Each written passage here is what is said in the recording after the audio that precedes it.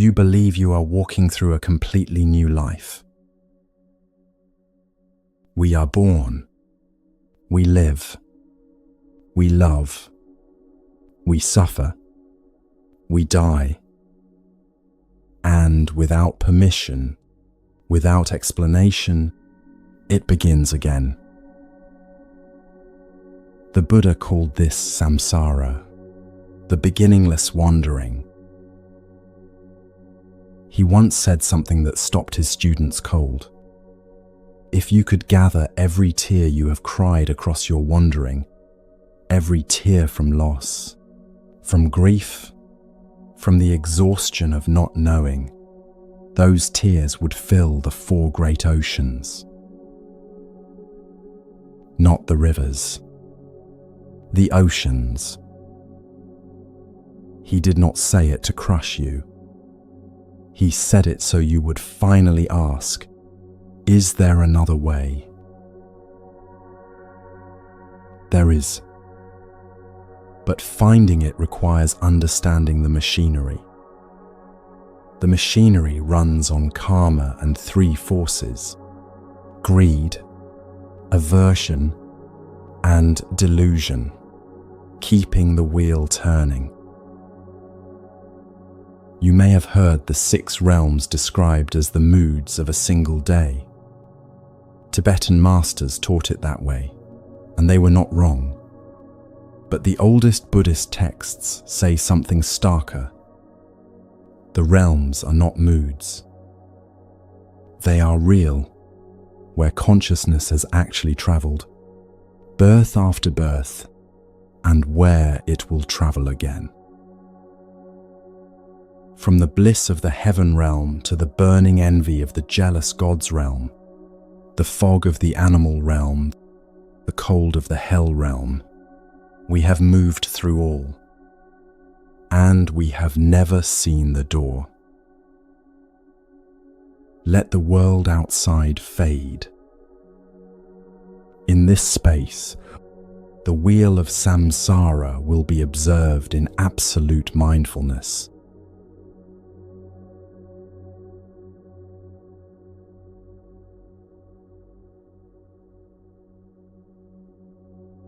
When someone we love dies, we say something.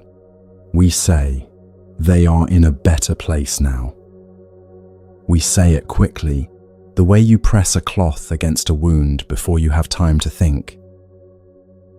But what if they are not? What if the mind that just closed its eyes is already, somewhere, opening them again?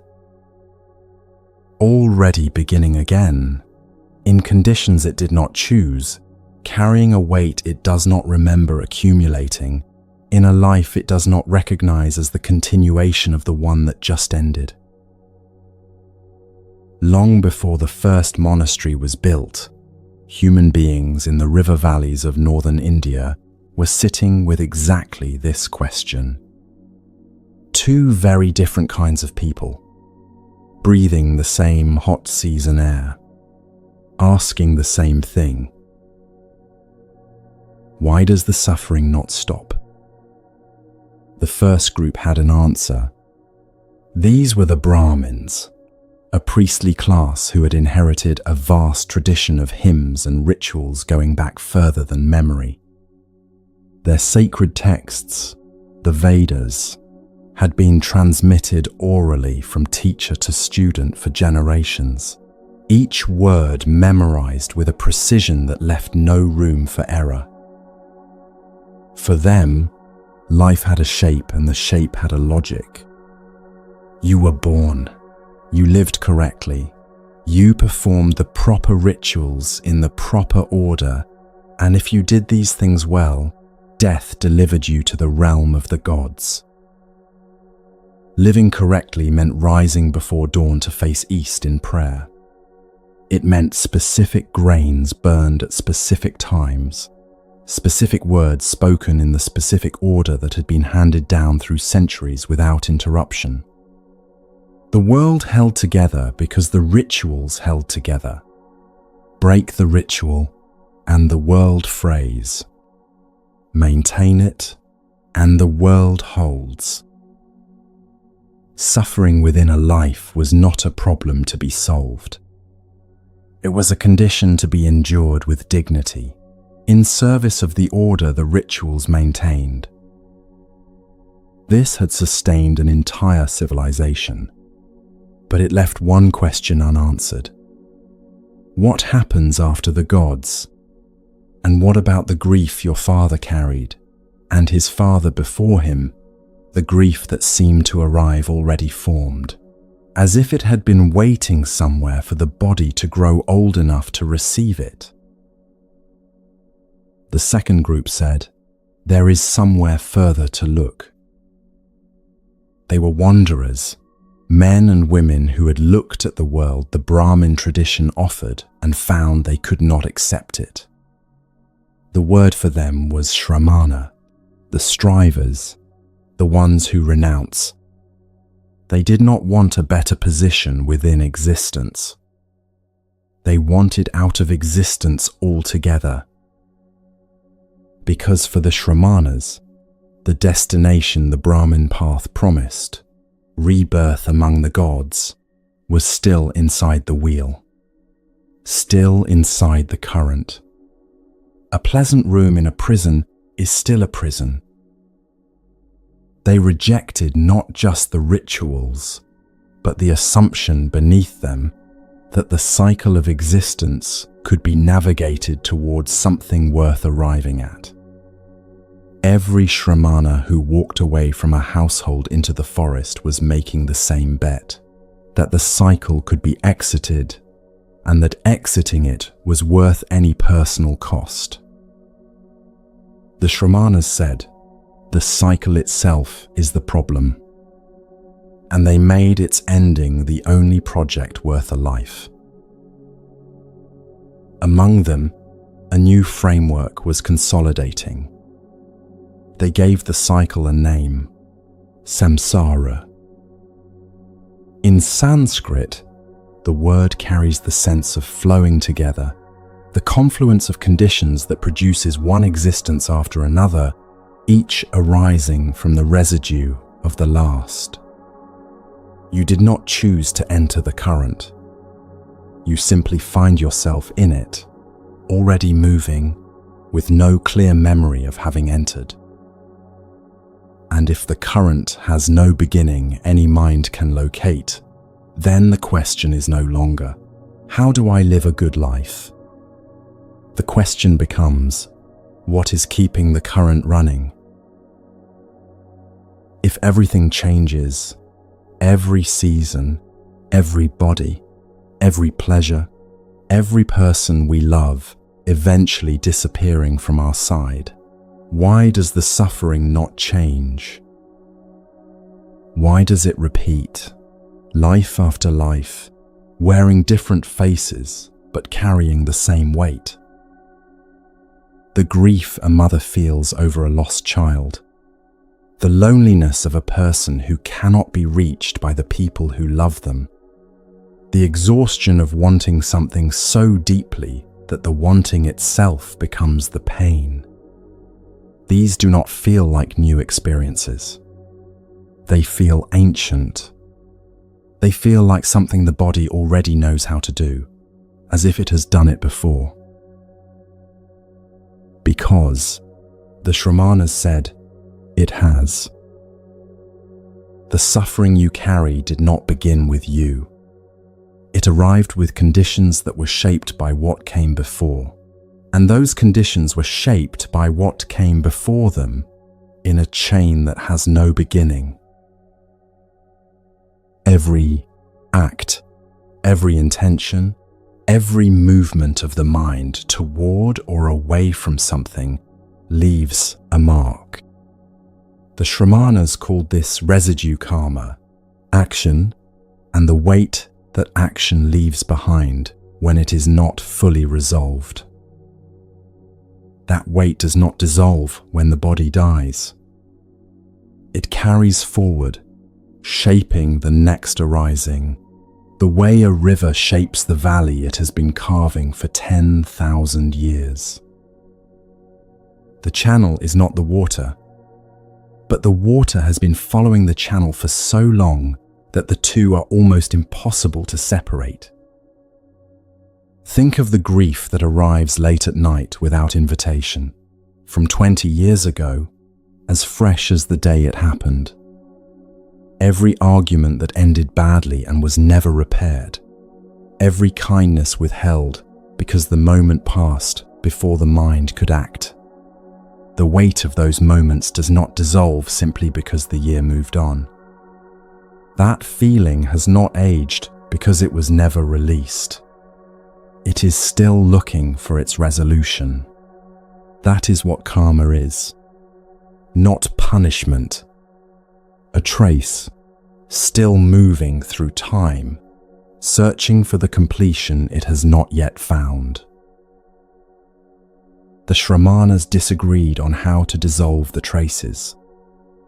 Some starved themselves.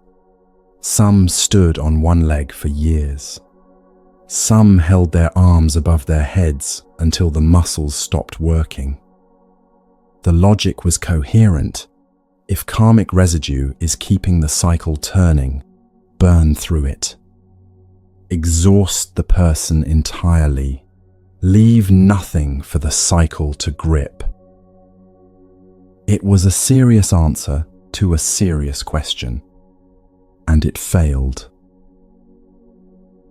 A man from a noble family in what is now southern Nepal had joined this search. He had walked away from a palace, a young wife, a newborn child, every comfort a wealthy family in the 5th century before the Common Era could provide. What had moved him was not philosophy but a sight.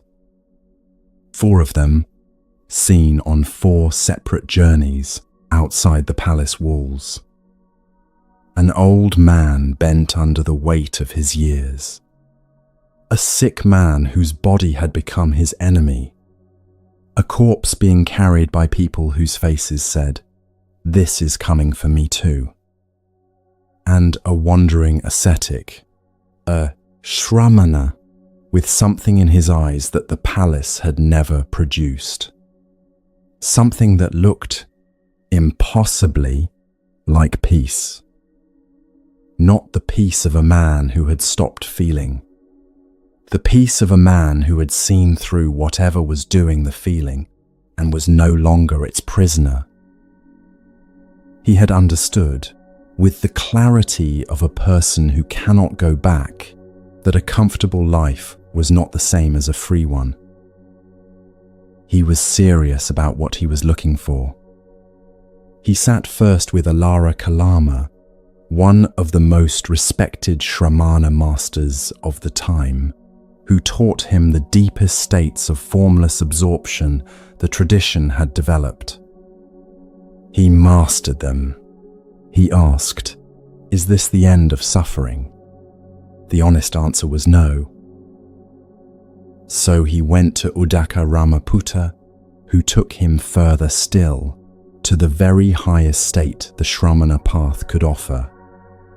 He mastered that too. He asked the same question. The same answer arrived. No. So he left. He found 5 fellow seekers near the forest of Uruvela, and together they pushed the ascetic path to its furthest extreme. He surpassed them all until his body was so depleted that, as the texts record, his spine could be felt through the skin of his stomach. The suffering was still there. Not quieter, not closer to ending. A starving mind is no freer than a satisfied one. He sat down under a tree. He accepted a bowl of rice from a young woman who passed by, and did something the 5 seekers watching him considered a failure. He ate. His name was Siddhartha Gautama. The Shramanas had named the prison correctly. Samsara is real. The cycle is real. The karmic residue driving it is real. What they had not yet found was the precise mechanism of the lock, the specific chain of conditions, link by link, that keeps a mind building its own suffering from one moment to the next. The extreme path could not show them this, because the lock is not in the body. It is in the mind itself. And a mind at war with its own body cannot see clearly what it is doing. To see what a mind is doing, the mind must first be still. The Shramanas had named the wandering. They had understood that something was driving it. He was about to see exactly what. And once the engine is seen clearly, not believed, not theorized, but actually seen, the entire question of how the cycle ends changes.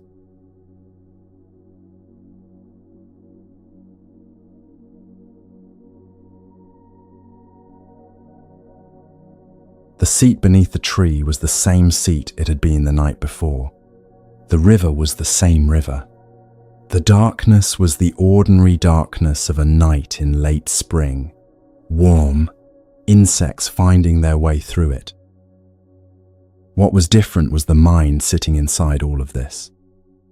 It had been still long enough and honest enough to begin to see something it had been inside of its entire life without once noticing.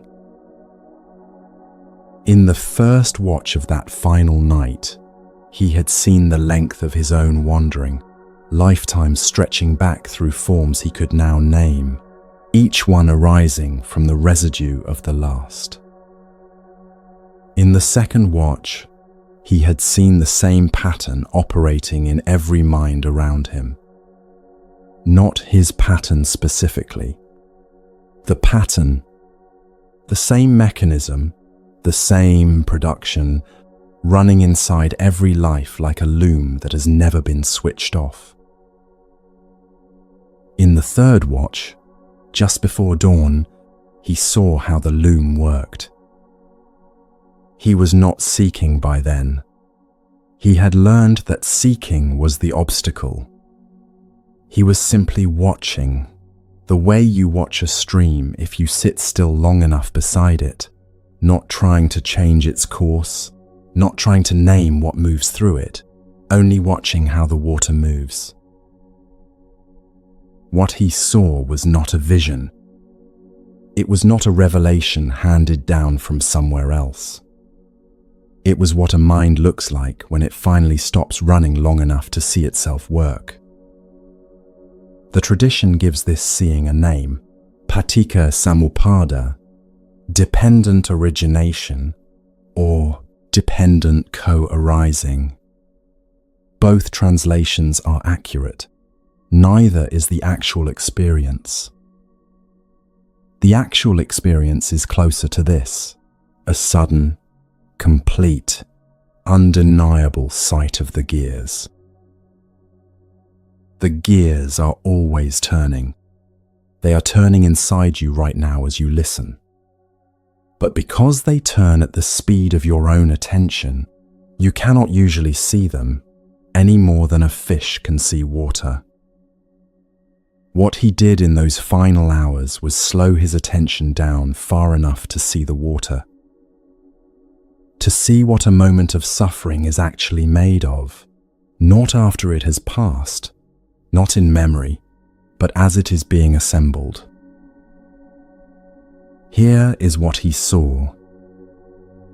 Your phone is lying face down on the table. It buzzes once. This is the first link in the chain, in its most ordinary form. A sense organ meets an object. Your ear meets a small vibration. Contact has occurred.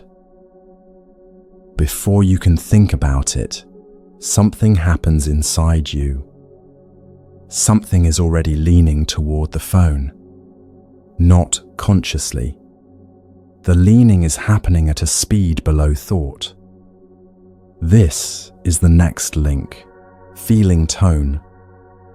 The mind has labeled the buzz instantly as pleasant, potentially interesting, potentially significant, potentially something worth turning toward.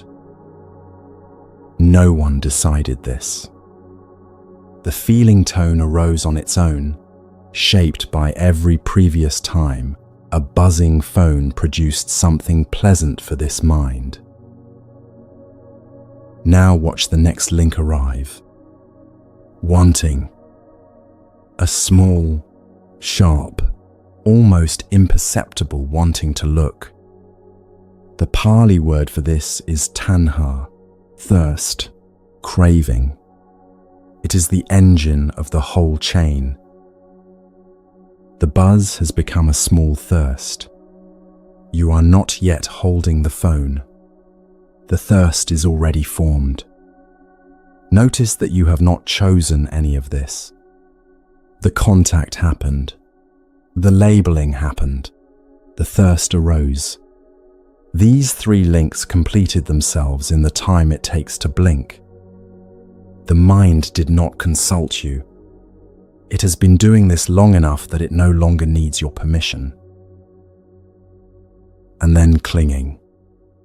The thirst grasps. The mind has picked the phone up in imagination already. Whatever you were doing a moment ago has become less real than the phone. The clinging is so fast you do not feel it as a separate event. It feels like just wanting to check. Next, becoming. A version of you has formed briefly around the phone. The person who checks. The identity that says, without words, this is the kind of person I am right now, and this is what I do. Finally, birth, and then aging and death. A state of mind was born, the checking person pulled into the phone's small world. That state will age. It will decay. It will end when the screen locks again, and another small death of that self will occur. A new chain will begin in the moment after. Count how long that took. 8 links, from buzz to a small dying of the checking self, in somewhere between 4 and 12 seconds. And in most lives, the count does not pause there. Before the next breath has fully arrived, the whole chain has begun again. Another buzz, another pleasant tone, another small thirst, another checking self, briefly born, briefly ended. That is one turn of the wheel. You do this thousands of times a day. With phones, with thoughts, with moods, with the passing expression on the face of someone you love when they say something you did not expect. Every one of those turns is a full chain. Every one produces a small version of suffering, even when the buzz was good news. Because every turn ends. Every version of the checking self has to die, and the next turn has to start without it. A mind that has never seen this is a mind that experiences every turn as simply how reality is. When wanting is loud, the world is the wanting. When irritation is loud, the world is the irritation. The wheel is invisible, and so the wheel is everything. This is the Buddha's most precise claim. Not that life contains suffering. The Shramanas had already said that. His claim was more hopeful, that suffering is produced, link by link, by a process that can be interrupted. This is what he saw in the third watch. Not a theology, not a ladder of spiritual stages. A mechanism, the mechanism that makes an ordinary mind into a factory of small deaths, millions of times over, across an entire life. And what he saw was precise enough to be taught, precise enough to be verified by any mind willing to sit still long enough to watch a single moment of its own experience. And then he saw something else. He saw that every link, every single one, is conditioned. Nothing in the chain arises on its own power. Each link needs the one before it in order to appear. Which means, if any link fails to arise, the whole chain for that moment ends. Remove contact, your phone stays silent, or you are not in the room, the chain never begins. Remove feeling tone, you meet the buzz with a mind so settled it does not label the sound as anything. The chain collapses at link 2. Remove craving. You feel the pleasant quality of the buzz without reaching for it. The chain collapses at link 3. In each case, the suffering that was about to be produced simply does not arise. The buzz happens. The mind remains whole. No small death occurs. This is the liberation the teaching points to. Not a dramatic liberation, not a thunderclap. A quiet, specific, engineered collapse of the chain at a single link. One turn of the wheel that does not complete. Then another. Then another. Eventually, the wheel has lost so much fuel that it is no longer the main thing happening inside you. In the Pakaya Sutta, the Buddha uses a phrase that stops many of his students. He says the law of dependent arising is not dependent on him. Whether a Buddha arises or not, this is how phenomena condition one another. He is not giving doctrine.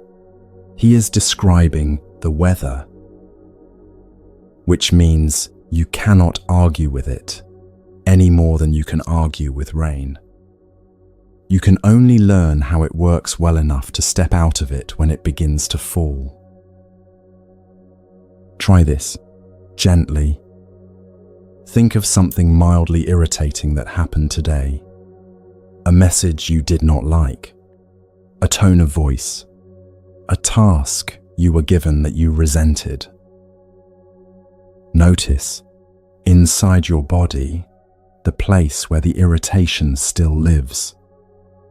A small tightness in the jaw, perhaps, a slight heat behind the eyes, a shortening of the breath. That is the middle of a chain. Contact happened hours ago. Feeling tone arose. Craving arose. The craving to push the thing away, to be right about it, to explain it to someone who will agree with you. Clinging arose. A self formed around it, the aggrieved person, the one who was wronged. Now, just for this moment, let the craving loosen. You do not have to get rid of it. You do not have to fix anything. You only have to stop feeding it. Let the irritation sit where it sits, without chasing a conclusion about it. Notice how the mind immediately wants to move, to replay the scene, to rehearse the response. Let it want to move and stay here. The wanting to move is itself a small craving, another link forming. Watch this one too. Notice what it does when nobody follows it anywhere. It thins. Not because something has been resolved, not because the person was forgiven, or the situation changed, or the mind decided to be better. simply because the fuel was withheld for one moment. The aggrieved self runs on craving, specifically on the craving to push the irritating thing away. Stop feeding the craving, and the self has nothing to run on. It does not vanish. It has not been defeated. It has simply lost the fuel it needs to become the main event inside you. That is a chain collapsing at link 3. That is a small gear disengaging. That is, in miniature, what the Buddha spent 45 years of his life pointing to. The thinning is not dramatic. It will not show up on any scan. Nobody standing near you would notice it happened. But something in the mind has just discovered that the aggrieved self is not compulsory. That single discovery is the seed of every later liberation. The wheel is not stopped in a single blow. It is stopped one disengaged gear at a time, over a long and patient relationship with your own attention. Every chain you collapse, even once, teaches the mind something it cannot unlearn. The mind begins to suspect that the next chain might also be optional, and the one after that, and the one after that. The whole wheel, which seemed as solid as weather, begins to look like something that was being held in place by habits of attention. That suspicion, once it arrives, does not go away. You will lose it 100 times. You will be swept back into the wheel, fully, as if the seeing never happened. The craving will feel compulsory again. The irritation will feel total again. And then, in some unannounced moment, the suspicion will return. And the question with it, is this compulsory? The seeing he arrived at under that tree does not require anyone to believe in rebirth, or to accept any cosmology, or to hold any view at all. It requires only this, to sit still with one ordinary moment, a buzz, an irritation, a small craving, and to watch what it does when nobody acts on it. The chain is visible to any mind willing to look. The moment it becomes visible, it becomes, for the first time, something other than compulsory. This is what the 49 nights produced.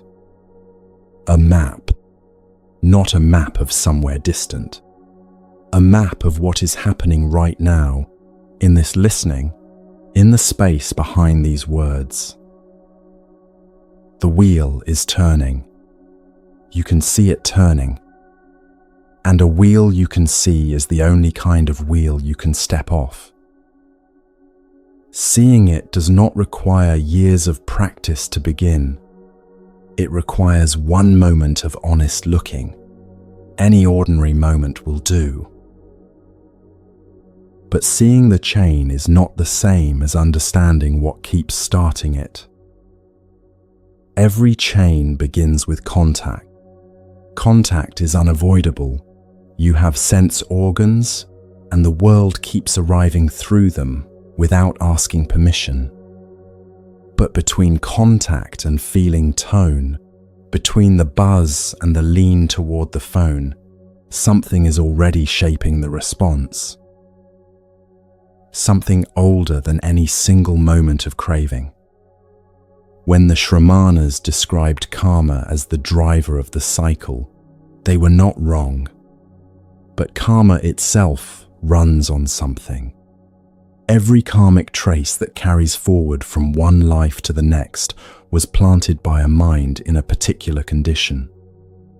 And that condition has 3 faces, 3 forces so old they appear in the earliest Buddhist art as animals at the hub of the wheel, because animals act entirely from instinct, with no awareness that anything else is available. These three forces do not stand outside the chain and direct it from a distance. They are inside every link, tilting the feeling tone before contact has fully registered, shaping the craving before the thirst has formed. At the very center of the wheel of life, three animals are coiled together, each biting the tail of the next. They are what keep the chain starting. They are what the chain is ultimately made of. Their names are very old. You have already met all three. And once they are seen clearly, everything about how the wheel runs becomes, finally, legible.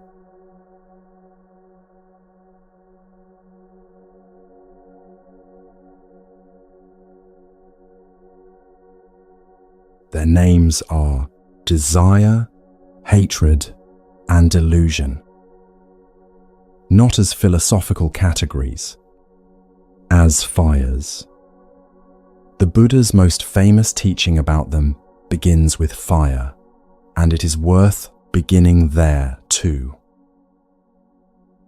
Several months after the night under the Bodhi tree, the Buddha addressed a gathering of 1,000 former fire worshippers, people who had spent years tending sacred flames, who understood fire as a living force, who knew its qualities the way a farmer knows soil. He gave them one teaching. He said, "Everything is burning. The eye is burning. Everything the eye sees is burning. The ear is burning. Everything the ear hears is burning. Every sense organ and every object of every sense organ is burning." And when the assembled monks asked, "Burning with what?"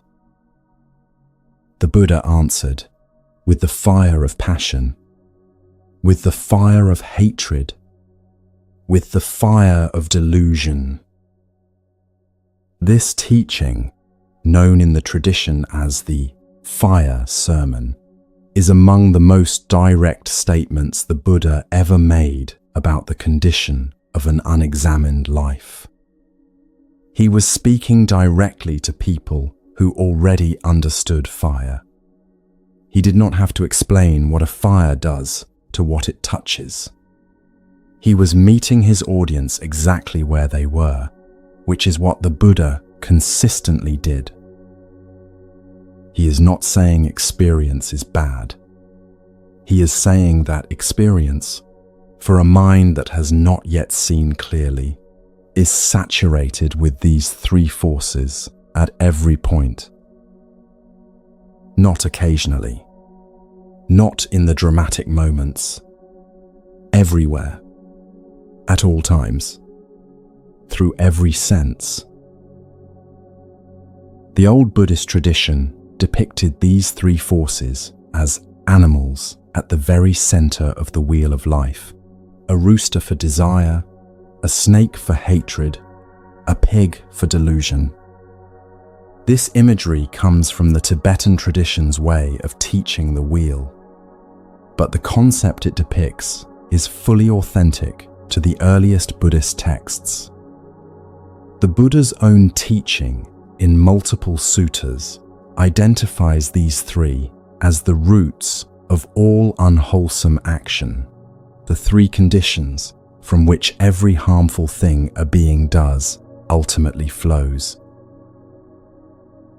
Why these three and not others? Because every act that causes harm, every word that wounds, every thought that diminishes another being or oneself is traceable to one of these three roots. Greed at its root, hatred at its root, or delusion at its root. And these roots do not take turns. They are coiled together, feeding each other. Desire generates the conditions for aversion, when what is desired is lost or threatened. Aversion generates the conditions for grasping when the mind becomes desperate for relief. Delusion feeds both, because a mind that cannot see clearly cannot see that it is grasping, or that it is contracted in aversion, or that these two states are the very conditions producing its suffering. The first fire is desire. When the Buddha analyzed desire in the Pali Canon, he found not one thing, but three. The first is the most obvious, the wanting of pleasant sensory experience.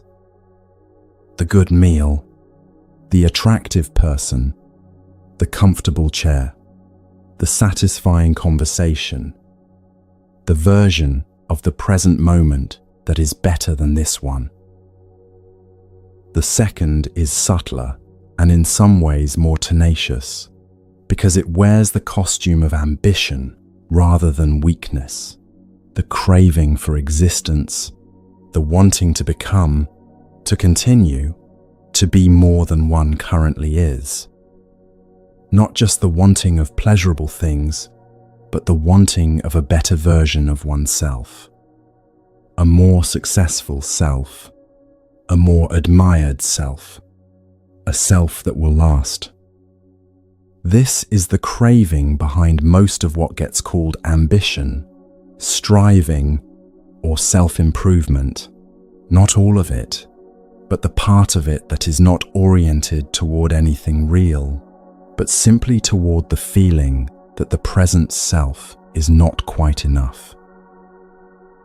The third is the most counterintuitive, the craving for non-existence, the wanting to escape, to disappear, to stop feeling what is currently being felt. This too the Buddha identified as a form of craving, not its absence. Because the mind that is desperately wanting to not be here is still a mind organized around a passionate wanting. Think about how these three operate in an ordinary day. The first craving shows up in the reach for the phone within 30 seconds of waking, in the preference for the coffee that is just right over the coffee that is merely adequate, in the way a particular song can produce a specific quality of wanting, not wanting the song exactly, but wanting the feeling the song almost but never quite delivers. The second craving shows up in the mind that rehearses a difficult conversation and imagines a version of it where the self appears competent, poised, the right kind of person, or in the low-level chronic wanting to be further along than one is. The third shows up in the moments of genuine distress, when the mind does not want more experience, it wants less. It wants the afternoon to just be over. It wants the conversation to end. It wants the discomfort to stop. All three are the same fire with different temperatures. The second fire is hatred.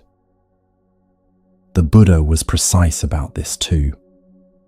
Ill will, the aversive, hostile, pushing away quality of mind, does not require an enemy.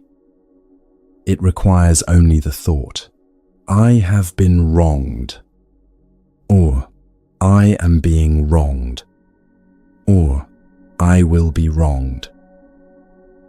And these three thoughts can be directed toward anyone, strangers, acquaintances, the people we love most. The old texts give a precise list of the sources of ill will. This person wronged me. This person is wronging me. This person will wrong me. This person wronged someone I love. This person is wronging someone I love. This person will wrong someone I love. 9 combinations of past, present, and future harm directed at self or loved ones. The mind that is running through these 9 possibilities at 2 in the morning is doing exactly what the Buddha described 2,500 years ago. The friend who said the thing that landed wrong, the driver who did not signal, the colleague who got the credit for something you did, the parent who once, decades ago, said something that has never fully been digested. The Buddha told a story to describe how far the practice of non-aversion actually extends. He said, "Even if bandits were to seize you and cut you limb from limb with a 2-handled saw, the one among you who allowed hatred to arise in response would not be following my teaching." This is not a teaching about suppressing anger or performing patience. It is a teaching about the direction of the fire. A being consumed by hatred is being harmed by the hatred first, before it reaches anyone else. The saw does its work for a time. The hatred, unchecked, does its work indefinitely. The Buddha was not asking for inhuman equanimity. He was pointing out that hatred poisons the one who holds it, at least as completely as anything it is directed toward. In everyday life, this fire runs on a much lower flame than the saw story suggests. It is the mild irritation at the colleague who speaks too slowly in meetings, the persistent resentment towards someone who received something you felt you deserved, the reflexive tightening when a certain name comes up on the phone, the quality of an interaction that leaves you feeling subtly dismissed, and the way that feeling keeps returning hours later, replaying the moment with different endings. This is the same fire as the dramatic version, just a quieter burn. The third fire is delusion. Of the 3, this one is the hardest to see, because it is the fire that prevents the seeing. The Buddha was specific about what delusion actually is. Not stupidity, not lack of information. Delusion is the inability to see 3 things clearly. First, that everything changes. Every condition, every experience, every state of mind, every relationship, every situation is in constant motion. Nothing is holding still. Second, that because everything changes, nothing can deliver permanent satisfaction. The good meal satisfies and then it is over. The good relationship brings genuine joy and also brings difficulty. The achieved goal produces brief relief and then the next goal forms.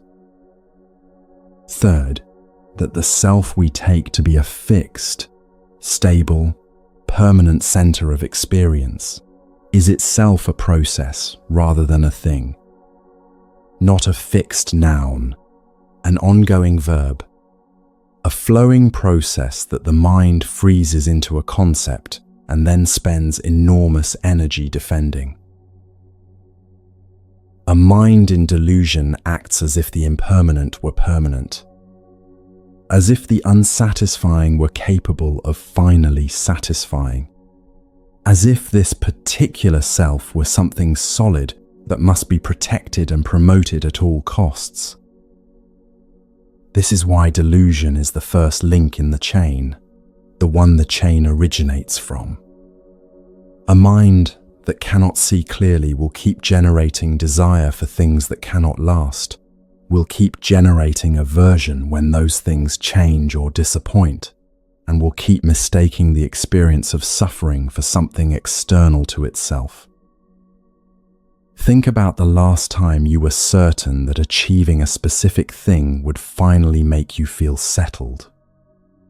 The job, the relationship, the number in the bank account, the recognition, and then it arrived, and you felt settled for a while, and then the next thing formed.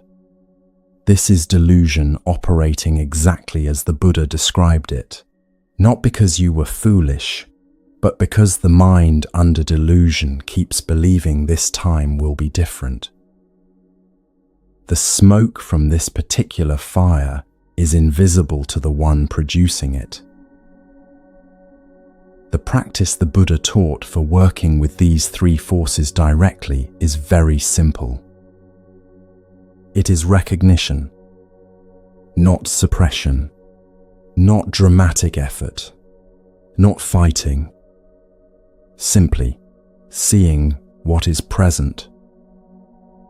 When desire is present, know that desire is present. When aversion is present, know that aversion is present. When confusion is present, know that confusion is present. Not as a judgment, not as a failure. As a simple recognition, the way you would note the weather. Raining, not raining. Desire is present. The desire does not need to be followed. It does not need to be fought. It needs to be seen. A fire that is seen clearly is already less dangerous than a fire burning invisibly in a room you have convinced yourself is empty. The naming does not extinguish the fire. It means you are no longer standing in the fire thinking you are somewhere else. It means the fire is no longer the whole room. It is a fire in a room that you are observing from a position just slightly outside it. That position is the beginning of freedom. The Buddha also gave specific antidotes for each of the three. Against desire, generosity. Every genuine act of giving runs directly against the grasping quality of desire. The hand that is opening cannot simultaneously be clutching. Generosity is not just a moral virtue. It is a specific practice that changes the orientation of the mind. Against hatred, loving kindness, the deliberate cultivation of genuine goodwill toward other beings. The Buddha taught an entire practice of extending this goodwill outward, starting with those easiest to love and moving progressively toward those who are difficult or neutral. Not as a performance, as a real change in the direction of the mind. Against delusion, wisdom, the sustained practice of actually looking at impermanence rather than assuming it theoretically. Watching things end, watching moods change, watching the self that felt so solid this morning feel quite different by evening. Not philosophically, observationally. The Buddha pointed out that these three antidotes directly address the structure of their corresponding poison. Generosity does not try to argue with desire. It simply changes what the hand is doing. Loving kindness does not try to suppress hatred. It replaces the contraction with an expansion.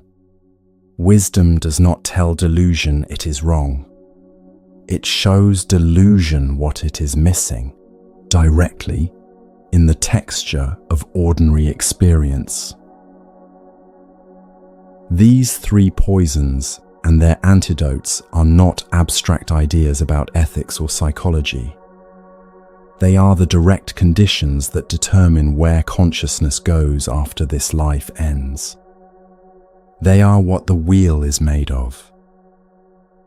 A consciousness saturated with desire tends toward realms where craving can briefly find its object, and then discovers the object does not satisfy the way the craving promised it would. A consciousness saturated with hatred tends toward realms where the contracted, belligerent energy that hatred produces generates its corresponding conditions. A consciousness saturated with delusion moves through the wheel without ever seeing the wheel, keeps acting from the same three roots, life after life, because it cannot see that it is doing so. And a consciousness in which the wholesome roots have been genuinely cultivated, in which generosity, virtue, and clarity have been genuinely developed, tends toward the conditions those qualities produce. Which brings us to the first and most beautiful of the 6 realms. The realm that is the direct fruit of a long cultivation of the good, of generosity, virtue, and the development of the mind. The realm where the poisons, for a time, have been outweighed.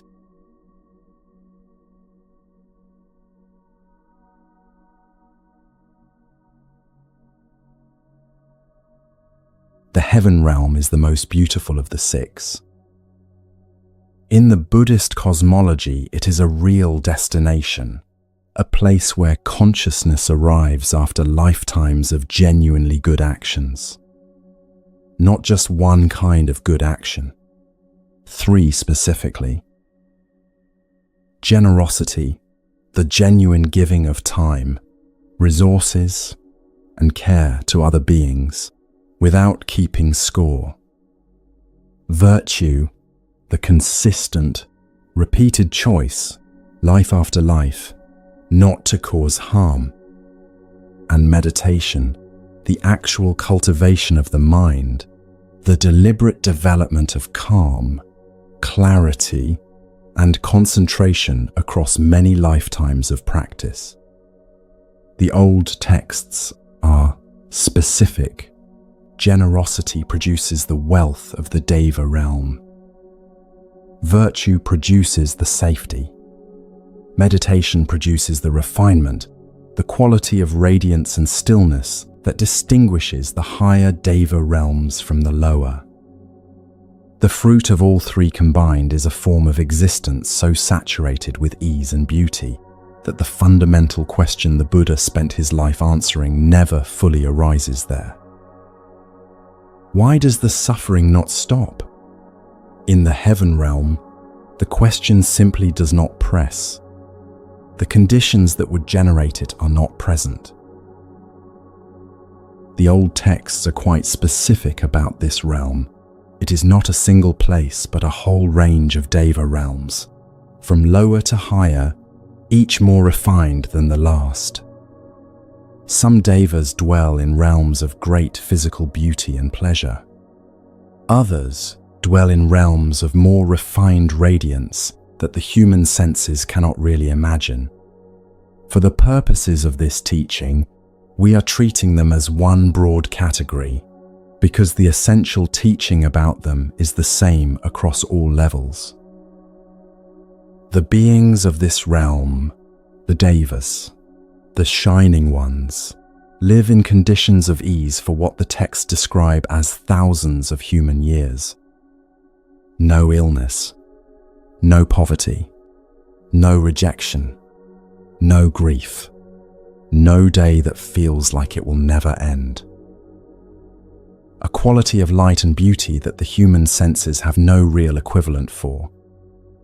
And not for a brief holiday, for an epoch. This sounds wonderful, and in many ways it is.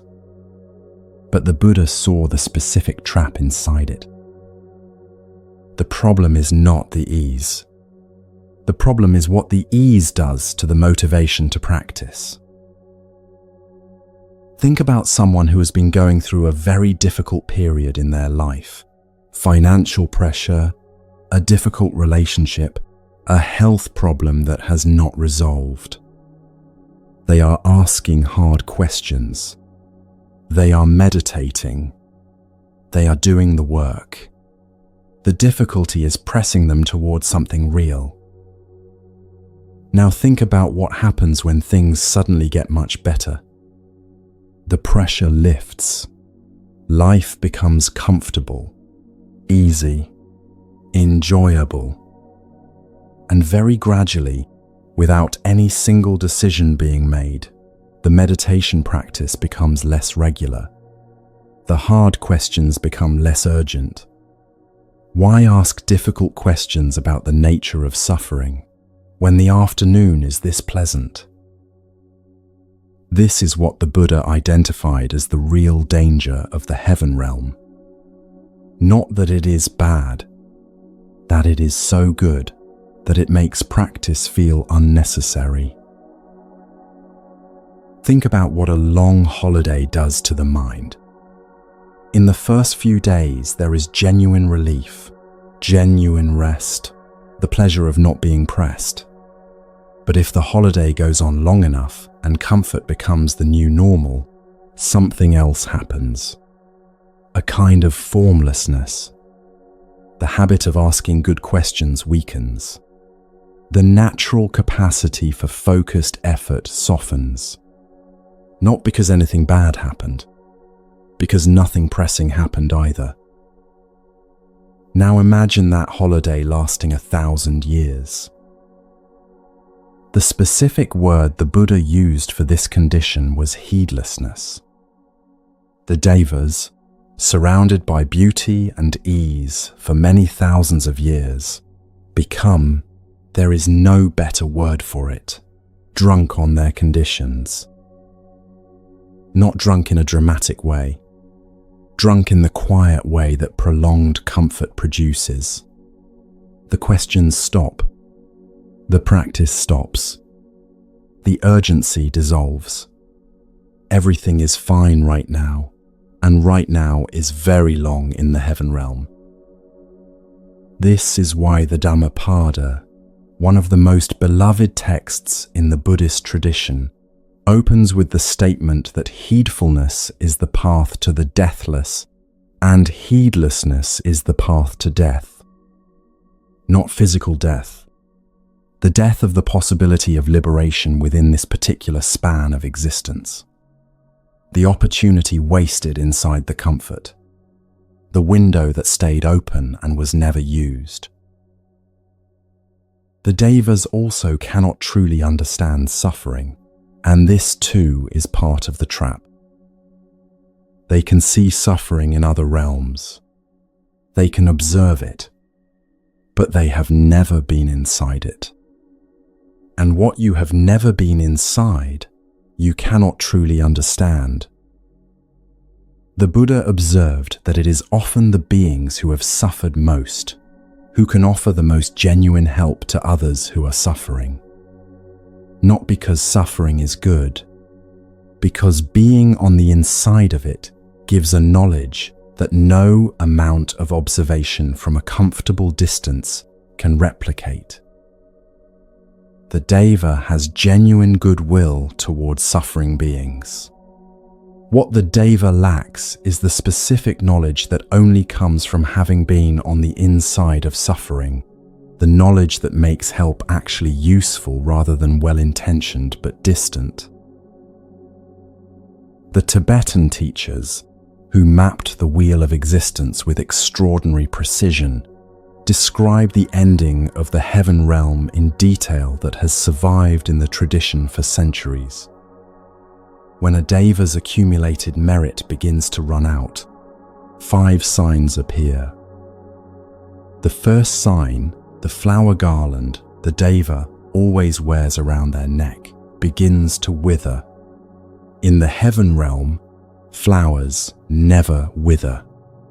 So this is noticed immediately. The second sign, the Deva's celestial robes lose their fragrance. These robes have smelled of sandalwood for centuries. Suddenly they do not. The third sign, the skin, which has never once perspired in all those thousands of years, begins to sweat. The fourth sign, the companions, beings who have always been present, always close, begin to drift away. The fifth sign, the throne, which has held the Deva's body perfectly for as long as memory reaches, stops feeling right. Think about what this must feel like.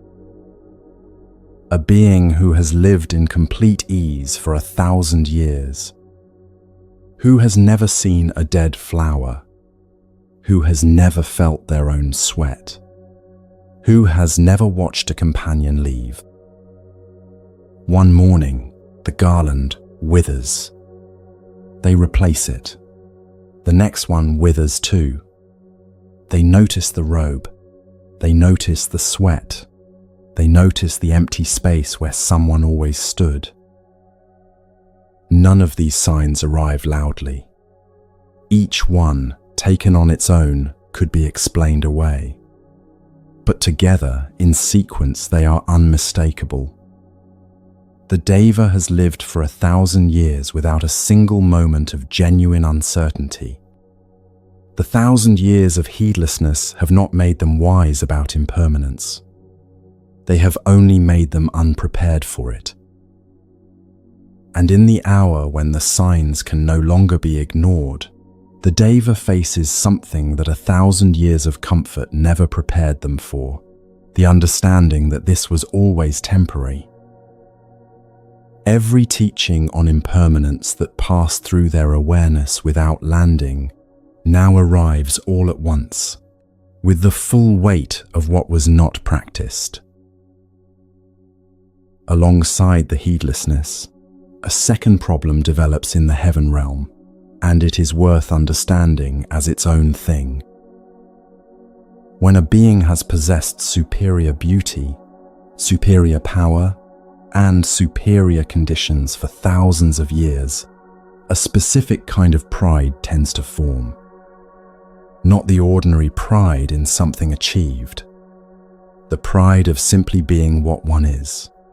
The Deva who looks at beings in lower realms and feels, quietly and without examining it, that they are of a higher order, that their beauty and power and position are simply expressions of what they fundamentally are, rather than conditions that arose through causes and will pass when those causes are exhausted.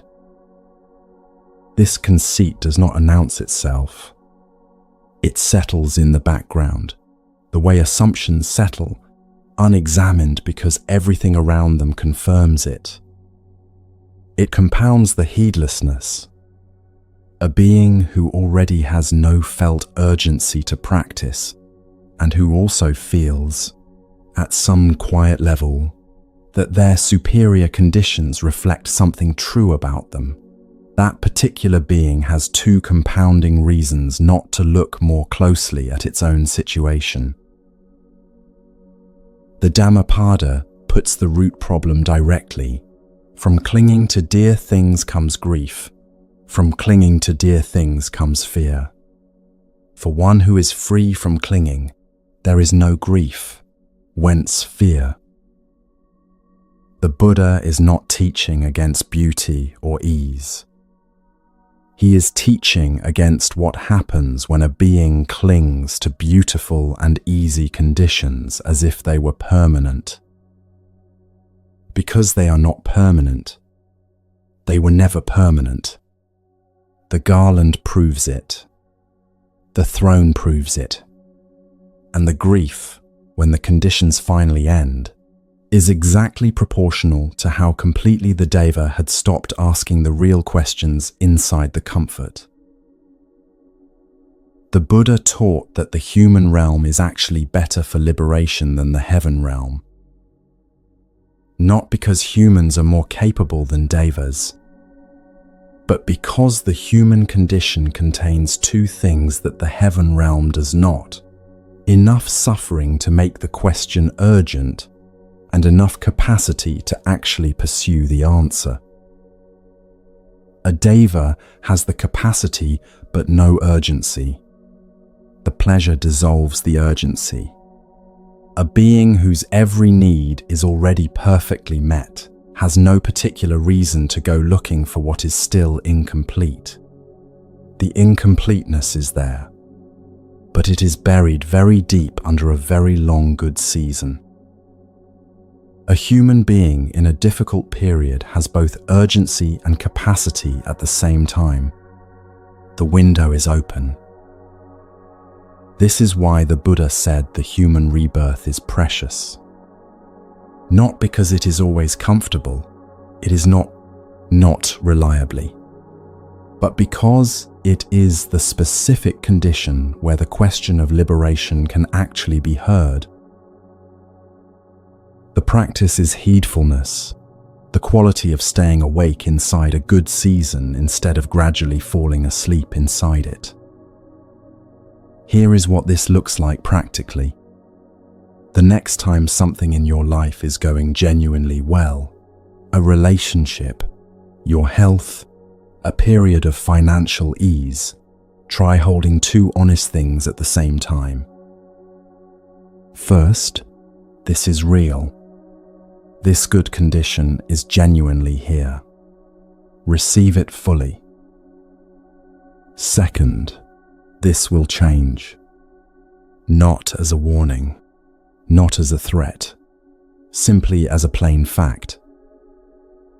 The good season is real and it is temporary. Both of these things are true at the same time, and holding both does not make the good condition feel worse. For most people, it makes it feel more real, more fully received, more present. The Buddha spent 6 years refusing comfort completely and rejected that path. Heedfulness is not refusal. It is the willingness to stay awake inside the good conditions, rather than becoming drunk on them. To keep asking the real questions, even when everything around you is saying the questions are no longer necessary. The deva in the heaven realm who stays awake, who keeps practicing even when nothing is pressing them to practice, is the rare deva. The texts describe such devas as having found what the comfortable conditions could not give them. The urgency from the inside rather than needing it from the outside. Not urgency born of suffering. Urgency born of clear understanding. They do not need the garland to wither to remind them. They already know it will. The heaven realm ends the moment its ease encounters the awareness of someone else's ease. A name, a life glimpsed, a quiet, automatic calculation about the distance between this comfortable existence and that one. The ease that was sufficient a moment ago discovers it is not sufficient anymore. A measuring has silently begun. The second realm begins the moment the mind in the heaven realm picks up the measuring tool and starts looking upward.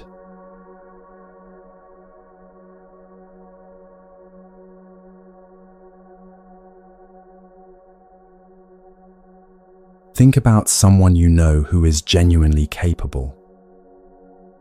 Not just moderately talented, someone with real ability, real intelligence, real drive. Someone who has worked hard and achieved real things. Now think about whether that person is at peace. Because sometimes the answer is no. Sometimes the person with the most capability is the least at peace. Because all of that capability is pointed outward, toward whoever is slightly above them, toward a competition that never concludes, toward a position they are always fighting to reach or to defend. They win. They look up. There is someone higher. They fight again. They win again. There is someone higher again. The fighting is real. The winning is real. The peace is never real. That condition, great power, great capability, and no peace is the signature of the jealous god's realm. In the Buddhist cosmology, The jealous god's realm is a real destination of consciousness. It is sometimes called the demigod realm, beings of enormous power who are not quite gods, not quite human, but something formidable in between. The beings of this realm, the asuras, are described in the Pali Canon as extraordinarily powerful. They are not weak or small. They are, in many ways, formidable. The old texts describe them as warriors of immense capability. Their strength is genuine. Their intelligence is genuine. Their energy and drive are genuine. What defines them is not a lack of power. It is what they do with the power they have, which is to direct every bit of it, without rest, toward conflict with the beings above them. The Pali Canon contains a series of teachings describing the relationship between the Devas and the Asuras. They are at war, repeatedly and continuously, across vast spans of time. The Asuras were once associated with the Deva realm above. They lived near it, perhaps within it. Then they were expelled, cast downward, and their entire existence since then has been organized around one project: getting back. They go to war with the Devas. They lose. They regroup. They go to war again. They lose again. The cycle does not end. The Asura cannot stop fighting. Think about what this means in practical terms. A being of great capability goes into battle with absolutely everything it has. It loses. It recovers. It studies the defeat. It trains harder. It prepares more carefully. It goes into battle again, this time better prepared than before. It loses again, because the Devas above are not standing still either. They too are moving, growing, rising. The gap the Asura closes is the gap the Deva uses to climb higher. And the whole effort begins again. Every round of this takes something from the Asura that is not replaced. Not because the fighting is working, it is not working, but because the Asura's entire sense of itself is tied to the project of reclaiming what it lost. To stop fighting would be to accept a position it cannot accept. There is a tree that appears in the Buddhist cosmological tradition that describes this situation with extraordinary precision. It is called the Pariyata, a beautiful tree, unlike any that grows in our world.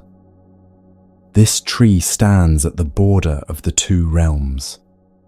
Its roots are in the ground below. Its branches reach into the realm above. And the fruit, extraordinary, fragrant, available to those who are in the upper branches, grows only where the Asuras cannot reach it.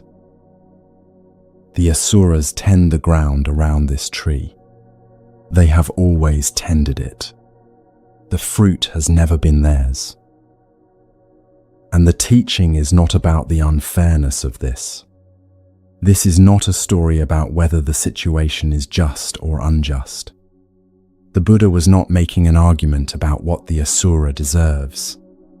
He was pointing to something more fundamental, a being that has the ground beneath its feet already and cannot notice it because its eyes are always pointed at the fruit it does not yet have. The root of all this suffering is a specific kind of pride. Not ordinary pride in one's achievements. Something more specific, the refusal to accept any position that is not at the top. In the Buddhist understanding, this kind of pride says, I should be above. I was above. I deserve to be above. And until I am above again, I will not rest. It is the pride that turns every encounter into a test of relative position.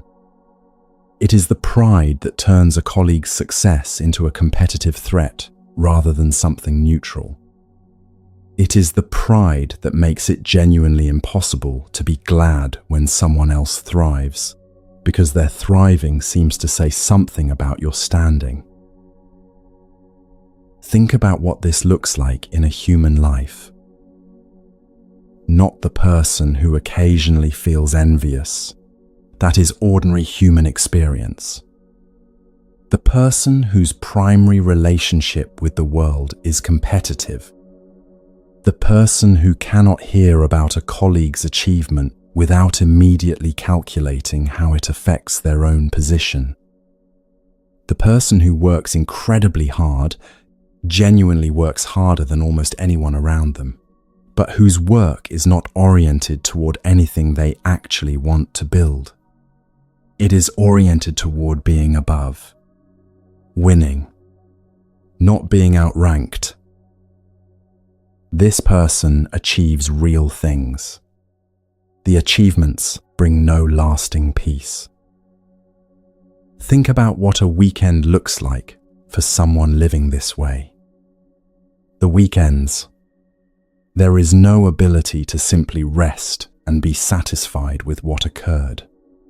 The mind is already in the next round, already assessing what others achieved this week, already positioning for Monday.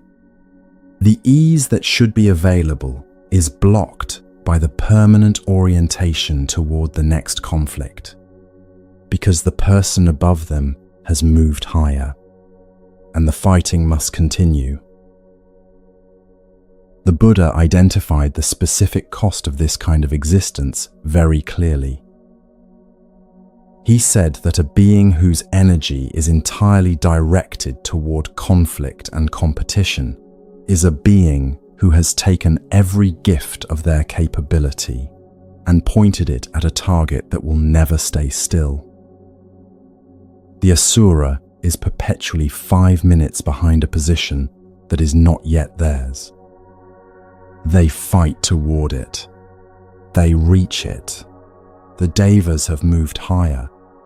The position they fought for has become the floor. A new ceiling has appeared. The fighting begins again. And the tragedy is not that the asura is weak. The tragedy is that the asura is strong, and all of that strength is being spent on a war that does not end, directed by a pride that does not allow rest, toward a peace that the asura does not know how to reach. The Buddha pointed to something that the pride produces in the asura's inner life, a quality that is a direct consequence of living entirely inside the competition. When everything is interpreted as a contest of position, another person's success stops being something neutral. It becomes a data point about the ranking. Good news about someone above you registers as a setback. Good news about someone beside you registers as a warning. The world becomes a ranking system first, and everything else second. This is the envy the old texts describe, and it is important to understand that it is not the root condition. It is what the pride produces. The asura is not primarily envious. The asura is primarily belligerent. And because of the belligerence, because every relationship is structured as a competition, genuine gladness at another being's success becomes nearly impossible. The old texts describe this envy as a thorn, driven into the heart not by the person doing well, but by the one who is measuring. The thorn is not caused by the other person's position. It is caused by the measuring. and the measuring is caused by the pride that cannot accept any position but the top. Think about what a human life organized entirely around competition actually feels like from the inside. Every conversation carries a faint hum of assessment. Are they above me, below me, a threat, an ally? Every achievement brings a moment of relief, and then the immediate question, what now? What is next? Who is still ahead? Other people's successes, even people you love, arrive with a complicated texture that takes real effort to work through. The exhaustion this way of living produces is not physical. It is the exhaustion of a being that never once put down the measuring tool, never stopped to ask whether the competition is actually where the nourishment is. The practice the Buddha offered for this realm is the same one he offered for the specific quality of envy wherever it appears: sympathetic joy. The capacity to feel genuinely glad when another person does well. Not to perform gladness. Not to manage the envy so it is less visible. To actually feel, in the body, something that could honestly be called happiness when good things happen to other people. This is the practice that directly dismantles the measuring system.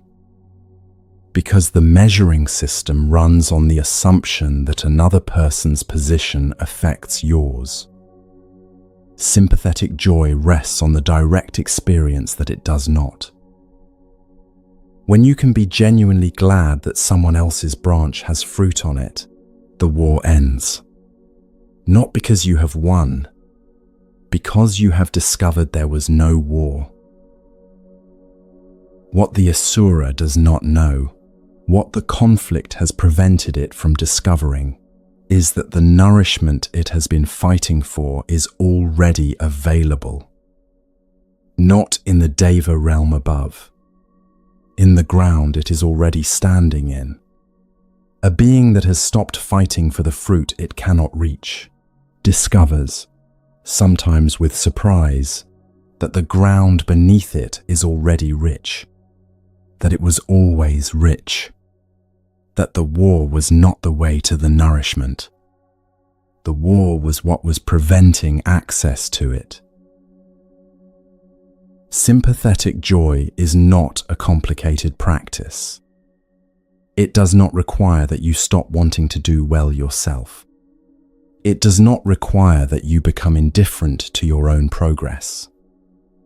It asks only that you hold two things at once: your own legitimate aspiration and a genuine gladness at the aspiration of others. These two things are not in conflict. The Asura's pride made them seem like they were in conflict. They are not. Alongside this, the Buddha also taught loving kindness, the simple practice of genuinely wishing other beings well. Not performing warmth, not managing hostility so it does not show outwardly, actually wishing, in whatever small way is honest, that the beings around you are well. For the Asura's mind, which has organized every relationship around competition, this is a direct counter to the structure of the pride. You cannot genuinely wish someone well and be at war with them simultaneously. The practice is this simple: the next time someone you know achieves something significant, before the measuring begins, find one genuine thing to be glad about on their behalf. Not something you perform outwardly for them, something you actually feel inwardly. It might take a moment to find. It might feel unfamiliar at first. The body that has been running on competition for a long time will resist it the way a muscle resists a new movement. But underneath the resistance, underneath the habitual assessment, something else is available. a warmth, a genuine expansion in the chest, the capacity to be glad that another being is doing well, which is, it turns out, something the heart is actually built for. Below the jealous god's realm, the warfare stops. Not because the Asura found peace, but because something simpler takes over. In the jealous god's realm, consciousness still knows it wants something above. It knows the devas are there. It can see the fruit in the branches. In the realm below, none of this is visible anymore. There is only the immediate ground, the immediate need, the immediate step, and no capacity to look up toward anything at all.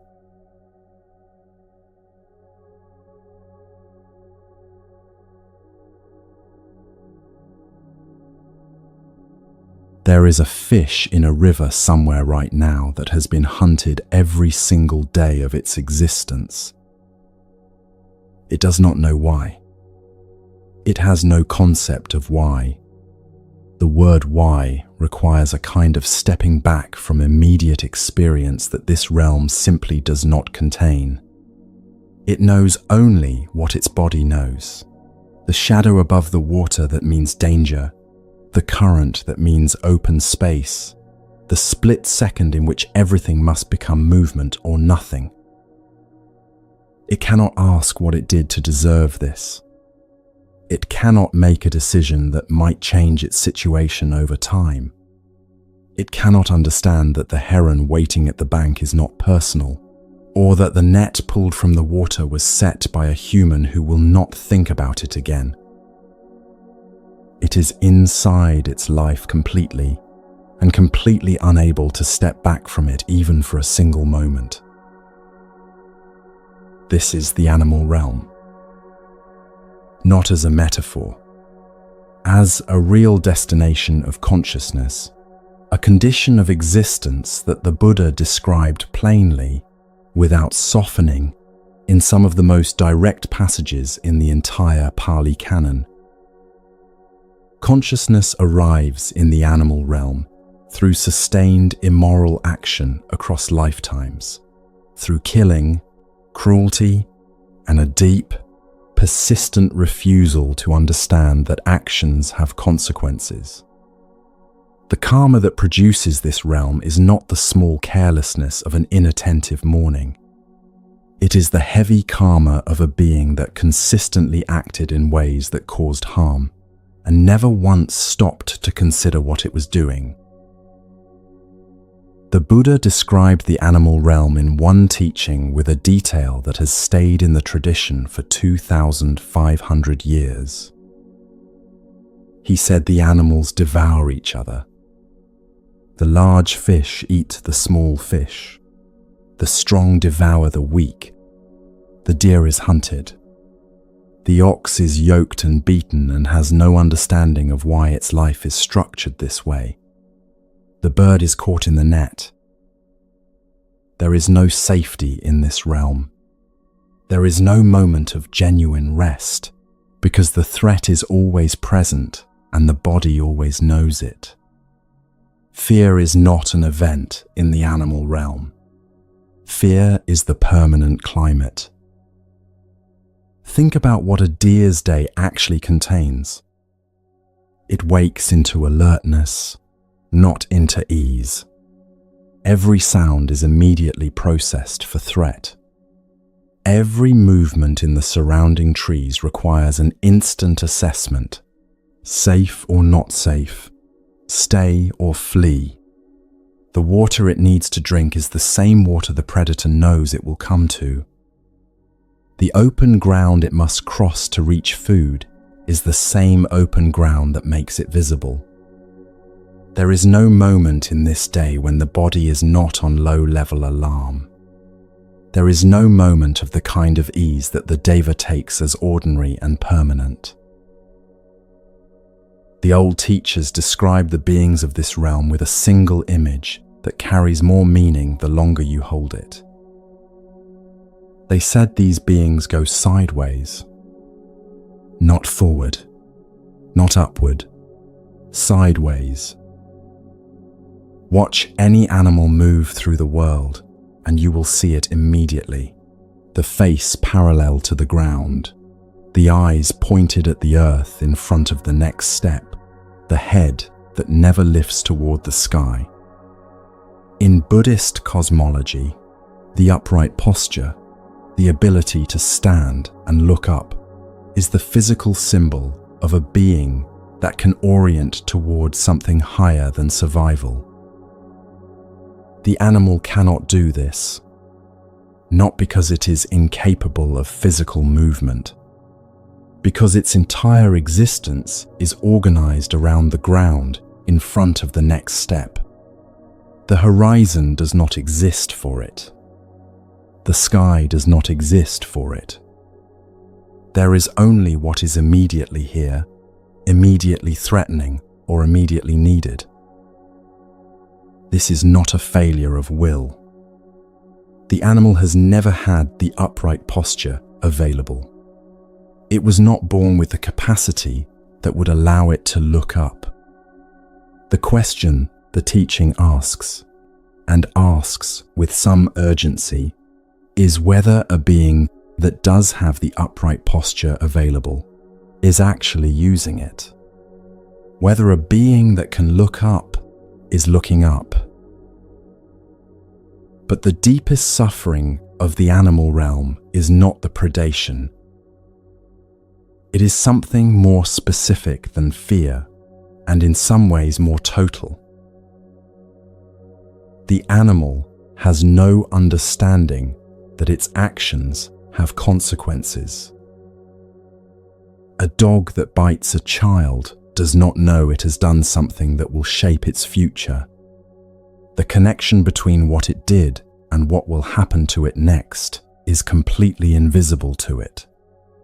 A crow that steals food from another bird does not know that stealing is stealing. A cat that plays with a mouse before killing it is not capable of recognizing cruelty as cruelty. These are not moral failures in the way human cruelty is a moral failure. They are simply the actions of a being without the faculty that makes moral awareness possible.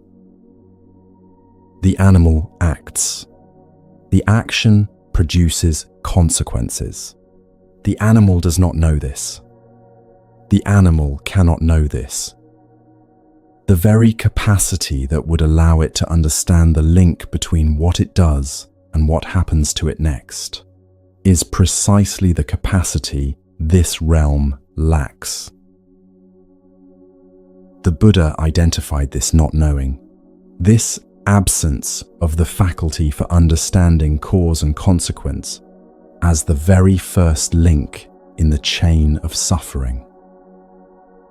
Not the second link or the 10th. The first, the one from which all the others flow. Because a being that does not understand that its actions have consequences will keep generating the same karma, life after life, without the possibility of turning the wheel in a different direction. The wheel turns. The being does not know it is on a wheel. This is not ignorance in the sense of lacking information. It is the absence of the faculty that would allow the information to mean anything. Think about the human situations that carry the echo of this. Not inattentiveness, not a distracted morning. Something more serious. A person who has caused significant harm to the people around them and has never once stopped to consider the effect of their actions on those people.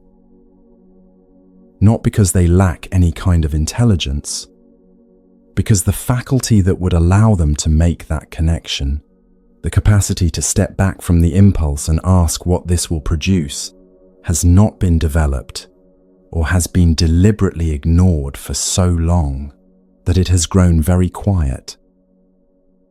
The person who keeps repeating the same harmful behavior in relationships and genuinely cannot see the pattern. The person whose cruelty is so habitual that it no longer registers as cruelty even to themselves. These are human moments. They are not the animal realm itself. They are the same mechanism, the same disconnection between action and consequence, running at the scale available in the human condition. The question the Buddha asked at this point is one of the most important in the entire teaching. What is it that humans have that animals do not? Not intelligence. Animals are intelligent. Not social bonds. Many animals form deep bonds. Not even the capacity for suffering. Animals suffer profoundly. What humans have, and what makes the human realm the rare and precious opportunity the Buddha said it was, is the capacity to make a conscious moral choice. An animal cannot choose not to eat a smaller fish. It cannot look at the impulse to bite, recognize it as an impulse, and decide not to follow it. A human can. In every moment where harm is possible, a human being has access to a pause that no animal has. A breath, a question, a recognition that what is about to happen will have consequences for another being and for the one who acts. This pause is extraordinarily thin. It is easy to miss. It is easy to stop using. Think about a moment of genuine anger, the kind that arrives fast and hot and already knows what it wants to say. In that moment, there is a fraction of a second, almost too small to notice, between the feeling of the anger and the choice of what to do with it. That fraction of a second is the whole practice, not the absence of anger, not the performance of patience. Just the recognition that the fraction exists and the willingness in that fraction to choose. And that willingness is the thing that separates a life moving toward liberation from a life spent going sideways. The practice the Buddha taught in response to this is the simplest and most foundational in the entire tradition: virtue. Not virtue as a moral performance. Not virtue as following a list of rules out of obedience. Virtue as the full, deliberate exercise of the capacity for conscious moral choice. Think about what keeping even one of these precepts actually requires. Not to kill means noticing, in small moments throughout a day, when an action would cause harm, and pausing. Not to use harmful speech means catching the sharp word before it lands, and asking whether this needs to be said. Every such moment, however small, is an exercise of the faculty that defines the human condition. This is why the Buddha said the human rebirth is rare and precious. Not because humans are the most powerful beings in the cosmology. They are not. Not because humans are the happiest. They are not. But because the human condition is the one that contains both enough suffering to make the question urgent and enough capacity to actually pursue the answer. The deva in the heaven realm does not suffer enough to need to ask. The animal in the animal realm does not have the faculty to ask. The human being, right here, right now, in whatever specific, ordinary daily circumstance they currently occupy, has both.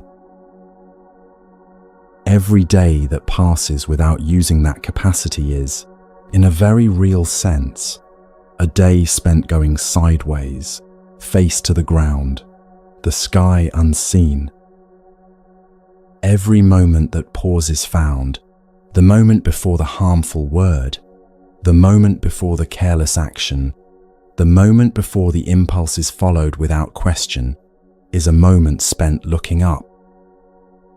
The practice is not complicated, and it does not require unusual circumstances. It is just consistent, and it is available in every single ordinary moment of every single ordinary day. The next realm is not a realm of predation or moral blindness. It is a realm of a completely different kind of suffering, and in some ways a suffering harder to bear than either. In the animal realm, the hunger comes and eventually is met. The fish finds food. The deer reaches water. The need is satisfied, at least for now. In the realm below, the hunger never reaches satisfaction at all. Not because food is absent, because the being's condition makes it impossible to receive what is right in front of them. The want is total. The want is permanent and unrelenting. And the want is the whole world.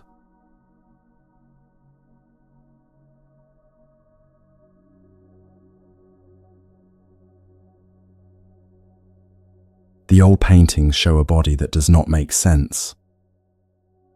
An enormous, rounded belly, the size of a boulder, distended with emptiness. A throat as thin as a needle. A mouth the size of a pinprick. The being is eating. It is always eating. The belly never fills. It cannot fill, because the opening through which nourishment could pass is too small to let it through. This image, the distorted body that appears in Buddhist paintings across Asia, is a description of a specific realm in the Buddhist cosmology. It is not a metaphor for difficult emotions. It is a depiction of a real condition of existence. And it is a description of greed that corrects a misunderstanding at the start. Greed implies a choice, a willingness, a decision to take more than one's share. The being in this painting is not greedy. It is thirsty. And thirst is different from greed the way a drought is different from a water bill. Thirst is a body in a condition, not a moral failure, not a character flaw, a condition of existence in which the hunger and the structural inability to be satisfied are the same thing, experienced simultaneously, without end. In the Buddhist cosmology, the hungry ghost realm is a real destination of consciousness. The beings there, called petas in the old texts, the departed ones, are described in specific detail across an entire collection of the Buddha's teachings devoted to them. These are not folk stories. The texts name the beings. They describe the specific actions across previous lives that produced their condition. And the pattern across case after case is remarkably consistent. One text describes a woman who, in a previous life, refused to share food even when she had plenty. Another describes a man who was generous to himself and no one else. A third describes someone who watched another person go hungry and felt nothing.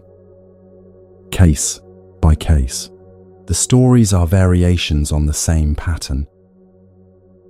Almost every being in the hungry ghost realm arrives there through the same karma, stinginess, the closed hand, the withheld meal, the person with resources who did not give them when giving was possible, the person who hoarded what they had while others had less. Think about what this reveals. The being who spent a lifetime refusing to open the hand arrives in a realm where the hand cannot open. The being who withheld nourishment from others arrives in a realm where nourishment cannot reach them. Not as punishment, as the natural continuation of the condition they were already living in. The karma is not external judgment from above. It is the momentum of a pattern carrying forward into its next expression. The Buddha made this connection with unusual clarity. He did not say the pater is being punished for stinginess. He said the pater is the stinginess, expressed in its next form, the condition having produced the corresponding realm, the way a seed produces its corresponding plant. The fruit is the same species as the seed. The Buddha identified the specific force driving this realm in the very first teaching he gave after awakening. In a deer park outside the city of Benares, he addressed his first 5 students and gave them the 4 noble truths. The second truth, the origin of suffering, has one word: thirst.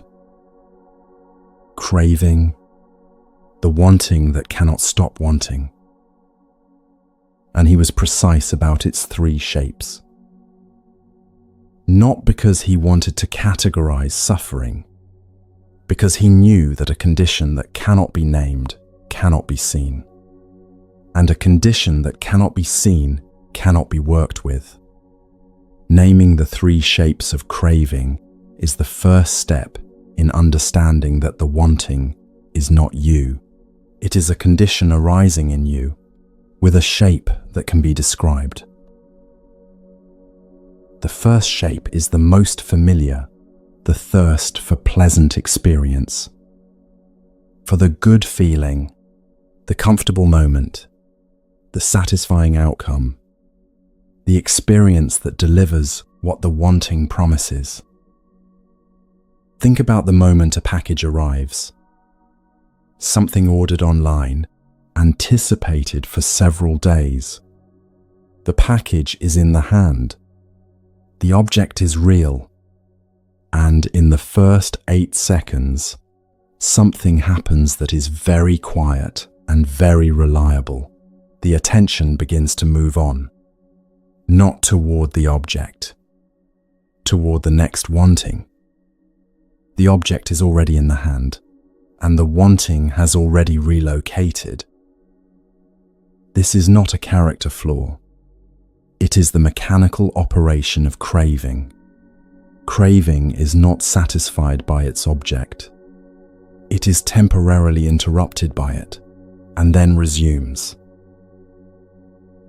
The second shape is the thirst for existence, the wanting to become more, to continue, to be further along, to accumulate a self that will finally feel complete. Not the wanting of a specific thing, but the wanting of a better version of the one who is wanting. The third shape is the thirst for non-existence, the wanting to escape, to disappear, to stop feeling what is currently being felt. The mind that desperately wants the discomfort to be over. The afternoon that needs to end. The situation that needs to stop.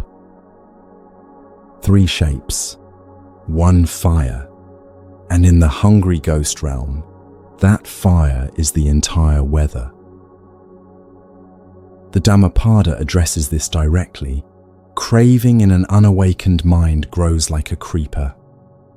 Feed it and it spreads. Cut 1 shoot and 3 more appear. The creeper does not need encouragement to grow. It needs only the absence of someone paying attention. Left to itself, in the right conditions, it will cover the entire garden. It will grow over the windows. It will pull at the walls. and the being living inside will gradually stop noticing the light is gone. The Buddha follows this image with a precise instruction. The one who has seen the arising and understood the root removes the creeper entirely, does not merely trim it back. Cutting one shoot is not the practice. The practice is going to the root, seeing what feeds the wanting, understanding that the wanting is not the same as the need. The image of the Peta body describes this with a precision that no abstraction can match. The belly is enormous because the wanting is enormous. The throat is the size of a needle because nothing that arrives can pass through the structure of the craving. The bowl is never full, not because the bowl is empty, but because the bowl is the wrong shape. More food does not fix a throat that is the size of a needle. More acquiring does not satisfy a wanting that is structural. The problem is not the quantity of what arrives. The problem is the condition that is receiving it. Think about what this looks like in a human life. Not the dramatic version, not the person spiraling into addiction or compulsion. The ordinary version. The person who finishes a good meal and immediately wants something sweet. Not because they are still hungry, because the wanting has simply moved to the next target. The person who achieves something they have been working toward for 2 years, feels the relief for about a week, and then finds the wanting has already relocated to the next thing. The person who is loved, genuinely loved, and cannot quite receive it, not because the love is insufficient, but because the receiving mechanism has been trained to want, rather than to be satisfied. These are not the hungry ghost realm itself. They are the same mechanism running in the human condition. The realm itself involves beings for whom this condition is total, unrelieved, and accompanied by genuine physical suffering, heat, thirst, the torment of food that turns to ash or fire before it can be swallowed. The texts are not gentle about this. The human fingerprint of the realm is mild compared to the realm itself. The canonical antidote for this realm is specific. Not a meditation technique, not an attitude adjustment. The antidote is generosity. Specifically, the open hand, the deliberate act of giving what one has to someone who needs it without calculating the return. The old texts record cases of living relatives transferring merit to patas through acts of generosity, giving in the name of the departed being, and watching the being's condition change. The specific practice is giving, not reflection on giving, actual giving. The old texts are very clear about why. The karma that leads to the hungry ghost realm is the closed hand across a lifetime. The karma that leads out of it, or prevents arriving there, is the open hand. Not because generosity earns a reward, because generosity directly addresses the mechanism. The hand that is genuinely giving cannot simultaneously be grasping. The act of opening interrupts the structural configuration of the wanting. Every genuine act of giving without calculation is a direct practice against the force that drives the hungry ghost realm. And alongside generosity, the Buddha taught something about how to work with the craving directly when it arises. Not to feed it, not to fight it, not to immediately reach for the next object it is pointing toward, but to sit with it, to stay with the sensation of wanting and simply watch what it does when no one acts on it. The wanting is not permanent. It does not hold still. It rises. It peaks. And when it is not fed or fought, it falls. Exactly like a wave.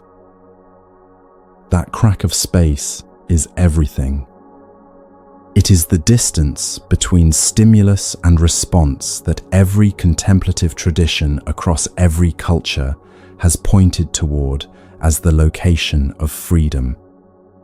The Stoics called it the space between impression and assent. The Buddha called it seeing clearly. Both were pointing at the same thing, the moment just before the hand moves toward the object, when the wanting is visible but the action has not yet been taken.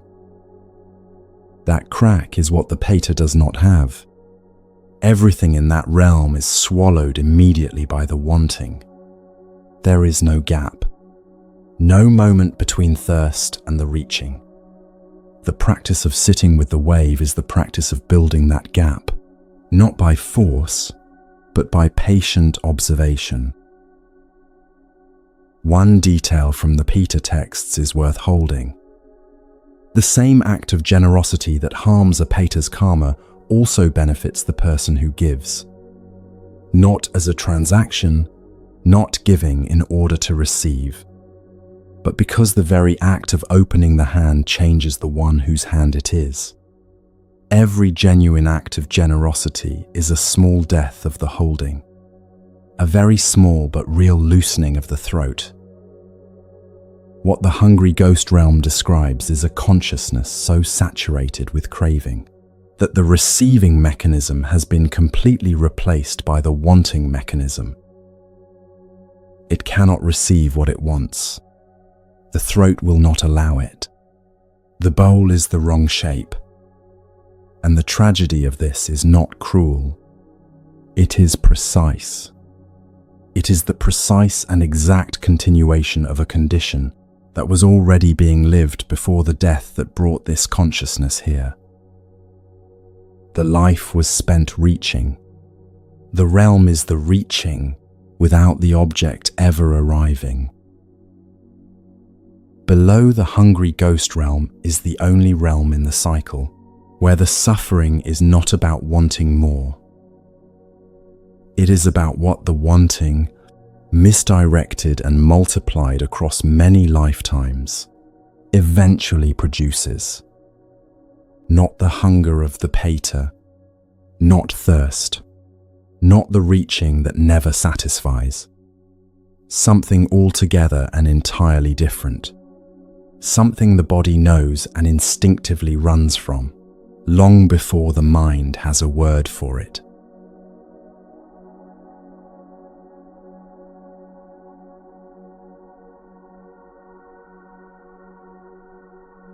The Buddha described the hell realm with unusual directness.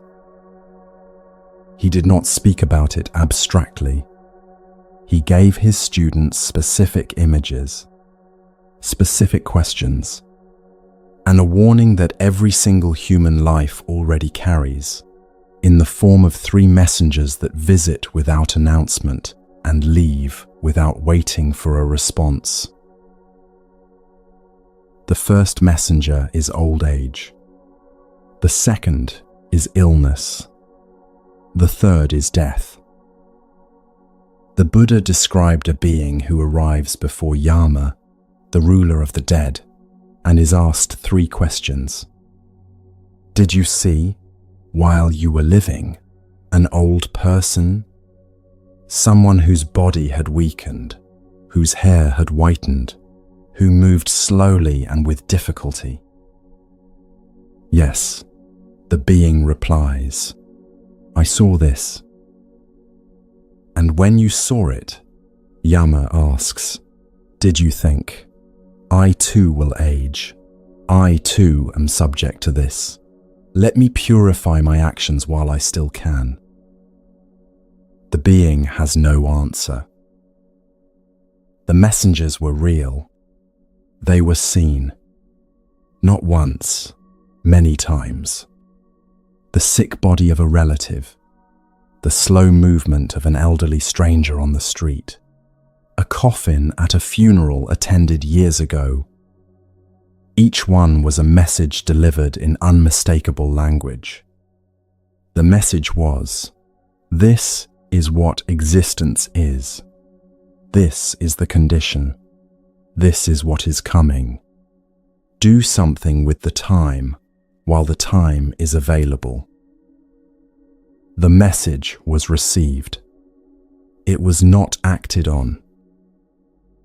The same questions follow for illness, for death. The messengers came. They were seen. They were not heeded. This teaching is not about judgment from outside. The Buddha was not describing a cosmic courtroom where sins are weighed. He was describing the continuation of a life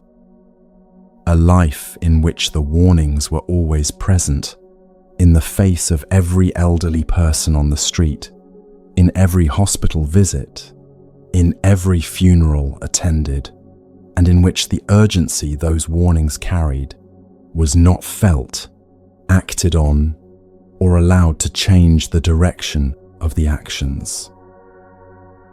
The karma that produces the hell realm is the karma of a life that caused serious, sustained harm to other beings, cruelty that was deliberate, malice that was maintained, wrong that was done with full awareness and continued anyway. The momentum of that life carries forward into its next expression. The hell realm is not a single place, but many.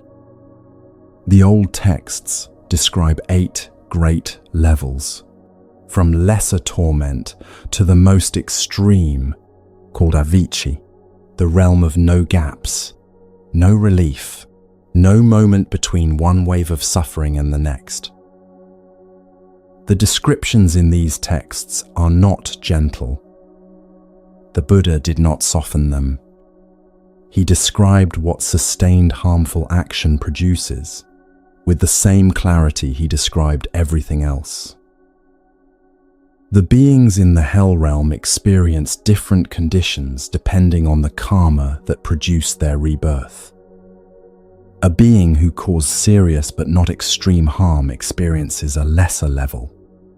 A being whose harm was sustained, deliberate, and extreme across many lifetimes experiences deeper levels. The karma is precise. The conditions it produces are equally precise. The beings are not being tortured from outside by a malicious power. They are experiencing the full force of what their own karma generates, the way a fire produces heat, not as punishment, but as its natural expression. And here is the teaching that changes everything about how the hell realm is understood. It is not eternal. The Buddha stated this explicitly. Not until that evil deed has been exhausted does a being escape from that realm. The duration is vast. The texts describe time frames that make the whole of recorded human history look brief by comparison. But it is not endless. It is determined precisely by the karma that produced it. When the karma is exhausted, the being exits. Every being who enters the hell realm eventually leaves it. The door is always somewhere in the wall, even when it cannot be seen. This is not a comfort designed to make the teaching easier to hear. It is a statement about the nature of all conditioned existence. Everything that arises through causes will pass when those causes are exhausted. The hells are not exceptions to this. Nothing is. The force driving the hell realm is hatred. The aversive, contracting, pushing away quality of mind at its most dense and sustained. The Buddha described it as a fire that burns the one who holds it before it reaches anything else. Hatred turned outward is the more visible form, the sustained ill will toward another person, the rehearsal of an argument with someone no longer in the room, the mind that returns to the grievance the way a tongue returns to a sore tooth, unable to stop touching the place that hurts. The second form is quieter and in many ways harder to leave. It is hatred turned inward. Think about the specific quality of severe self-criticism. Not ordinary regret, which is healthy and appropriate and moves toward correction. The kind that does not correct.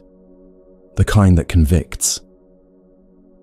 A voice that speaks in the specific vocabulary of the life being lived, using the private words, the specific memories, the particular textures of shame that only someone inside that life would know.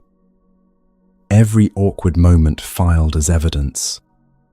Every unanswered message becoming proof of a deeper, older wrongness. The mind as its own prosecutor, building a case against the self with materials that a good judge would not admit, but that the prosecutor presents anyway, repeatedly, with great conviction. This is hatred operating at very close range. The object of the aversion is the self. The structure is identical to the outward form, the same contraction, the same inability to be with what is arising, the same pushing away. But what is being pushed away is impossible to escape, because the thing the mind cannot bear to be with is the mind itself. The two forms braid together. The person consumed by resentment towards someone else often carries a deep self-contempt underneath it. The person consumed by self-criticism often directs some of its force outward onto others. They feed each other. They are the same fire burning in two directions. What makes the inward form particularly intractable is that ordinary practical help has limited reach. A friend can help someone who is angry at another person by offering perspective. That same friend has less access to the prosecution that happens in the small hours. Alone, when the mind returns to the private evidence, that evidence is not available to anyone else. The prosecutor knows exactly what will land. The hell realm leaves its fingerprint on human experience in these forms. Not the dramatic version necessarily, not only the person in genuine crisis. The person who replays a conversation from 3 years ago and still cannot find the version of it that settles. The person whose relationship with their own past actions is one of sustained prosecution rather than honest accounting and movement. The person who is genuinely trapped in a cycle of self-punishment from which ordinary good advice does not seem to provide exit. These are not the hell realm itself. They are the same force running at the scale available in the human condition. The realm itself is that force, unrelieved, sustained, at full intensity, without the interruptions that ordinary human life provides. What keeps any being in the hell realm, or in the human experience that echoes it, is this: the inability to be with what has arisen. The original harmful act was what it was. It exists. It happened. And honest acknowledgement of it is right and necessary. The suffering of the hell realm is not caused only by what was done, it is caused by the aversion to being the being who did it. The hatred of the self for what the self is the continuation of the very force that caused the harm in the first place. More hatred, in a different direction, producing more suffering, adding to the karmic conditions that need to exhaust themselves before the exit becomes visible. The gaps between contractions are the door. There are always gaps. Even in the very densest experience of self-criticism or hatred, there are moments, sometimes very brief, when the voice pauses, when the light on the counter is noticed before the prosecution restarts, when the breath is simply the breath for half a second. These gaps are not nothing. In the densest moments of self-criticism or outward resentment, they may last only a fraction of a second. But they are real. They are what impermanence looks like from the inside of a very painful and dense state. They are the evidence that the state is not solid, not permanent, not the absolute final word. The Buddha's teaching that even the hell realm is impermanent is not theoretical comfort. It is a description of a specific quality that every conditioned state has. It arises through causes. It is sustained by causes, and when the causes thin, the state thins with them. The practice is not to force the gaps to widen. It is to notice them when they appear. To be, in that half second, the one who noticed rather than the one who is prosecuted. That single quiet moment of noticing is the practice starting. One moment of not being fully inside the fire. The antidote the Buddha gave for the hell of aversion is loving kindness. And, specifically, loving kindness directed toward oneself. The traditional practice begins with the simplest possible instruction. Say inwardly, "May I be well. May I be at ease. May I be free from suffering. May I be happy." Not as a performance.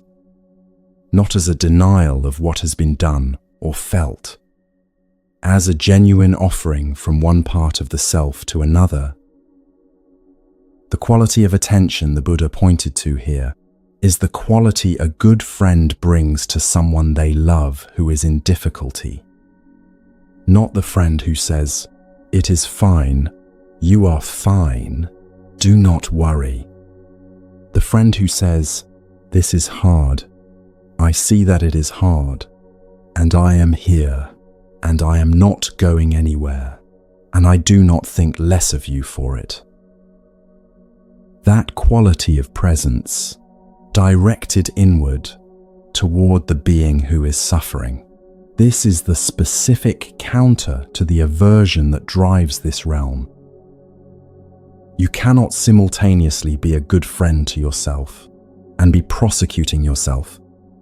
The two cannot coexist in the same moment. Loving kindness does not argue with the prosecutor. It simply occupies the same space. In the Buddhist tradition, this practice is extended outward from oneself to others in expanding circles. A close friend, a neutral person, eventually the beings who have been the source of harm. But it always begins with oneself, because a mind that cannot extend warmth toward itself cannot genuinely extend it outward. The practice begins at the closest point, and the closest point is the being who is doing the practice. The hell realm is the last of the 5 lower realms. Below it, there is nowhere lower to go. and having visited all six, from the long comfort of the heaven realm to the unceasing suffering of this one, a question begins to form. Not how do I escape the worst of the six? How does the wheel keep turning across all six of these conditions? What is the law that governs all of this, that turns good action into the heaven realm and sustained cruelty into this? That law has a name, and understanding it, not believing it, not accepting it on faith, but actually seeing how it operates in one's own experience, is what changes everything.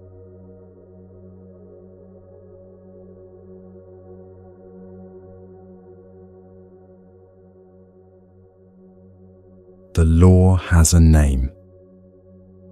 In fact, it has two names, because it describes the same mechanism operating at two different scales. At the scale of a single moment, it is called dependent origination, the chain of cause and condition through which each moment of suffering arises. At the scale of a lifetime and across lifetimes, it is called karma. And the Buddha's most precise statement about karma, given in a teaching specifically designed to cut through the confusion people already had about it in his time, is this: karma is intention, not the action, the intention behind the action, the direction the mind was leaning when the action happened. This is the statement that moves the weight of a life from the outside to the inside. Not what was done, but the quality of mind that was present when it was done. Two people can perform the same external action with entirely different karma. One person gives money to a stranger because genuine care arose in them. Another person gives money to a stranger while performing generosity for the benefit of an observer. The action looks identical from the outside. The karma is entirely different. What produces the karma is the intention, and the intention is internal, invisible, available only to the mind that holds it. This is also why two people caring for a sick relative, one from genuine love, one from reluctant obligation, are generating entirely different karma with the same action. The leaning is everything. The external action is simply the surface through which the leaning expresses itself. This is also the teaching that clarifies a widespread misunderstanding. Karma is not fate. It is not a cosmic ledger where past actions are stored and future outcomes are determined. The Buddha stated this explicitly and clearly. If everything a person experiences were the result of past karma, there would be no scope for practice. There would be no point. Whatever was coming would come regardless of what was done now. But that is not how it works. Not all difficulty is karmic. Not all suffering is a consequence of past wrong action. The body gets ill because bodies are impermanent, not because of something done in a past life. Rain falls on everyone, not in proportion to their virtue. Karma is one strand in the web of causes, a significant strand, not the only one. This teaching has profound practical implications. A person who becomes ill is not experiencing the fruit of some past wrong action. A person who suffers a loss is not being punished by the universe. The teaching of karma is not a system for explaining why bad things happen to people. It is a system for understanding how the direction of one's intentions shapes the conditions one generates going forward. It faces squarely forward, not backward. The deeper law, dependent origination, describes how suffering arises in the specific mechanics of each moment. The Buddha taught that he was not inventing this law. He was discovering something that was already operating. He said, "Whether or not a Buddha arises in the world, this element stands, this dependent nature, this fixed pattern of conditionality. It runs whether anyone is watching or not. It ran before the Buddha was born. It will run after every teaching has faded." What the Buddha did was see it clearly enough. Sitting under a tree in northern India 2,500 years ago to describe it precisely enough that it could be taught. And the description reveals something important. This is not a tragic law, but a precise one. Precise enough to be workable. The law runs like this. Pick any ordinary moment. Your phone is face down on the table. You are sitting quietly.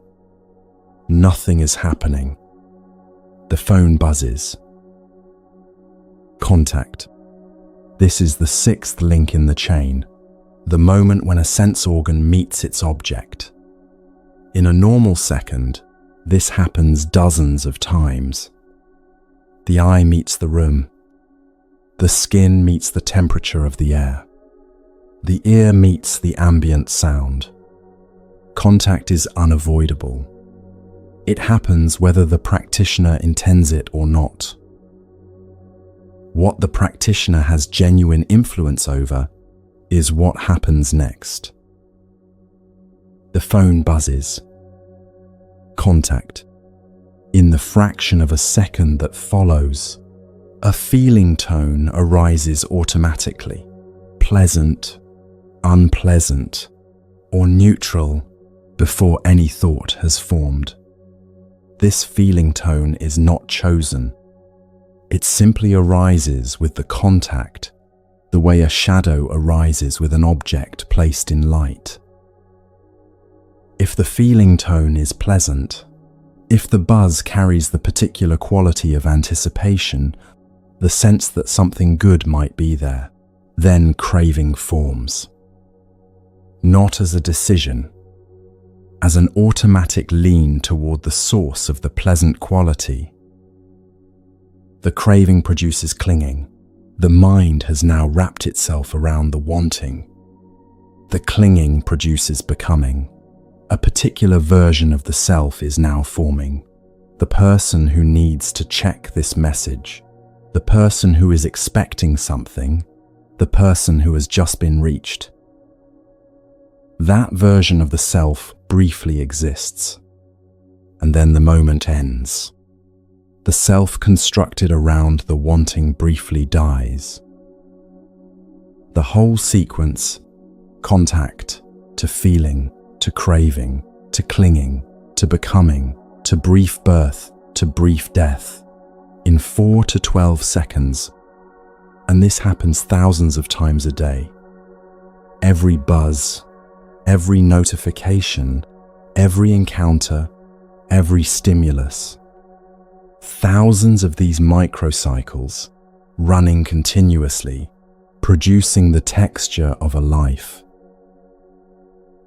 Now hold this image steady and look at it carefully. Because something extraordinary is visible in it, if the looking is patient enough. Every link in the chain is conditioned. Every link needs the one before it in order to appear. Contact produces feeling tone. Feeling tone produces craving. Craving produces clinging. Clinging produces becoming. Each link is dependent on the previous one.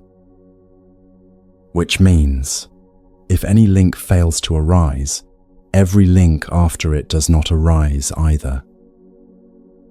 The whole chain for that moment ends. The suffering that was about to be produced simply does not arise. Not because it was fought or suppressed, because one condition was absent, and without that condition, the next link had nothing to build on. The intervention point the Buddha identified is between feeling tone and craving. The feeling tone is not the problem. The phone buzzes. A pleasant quality arises.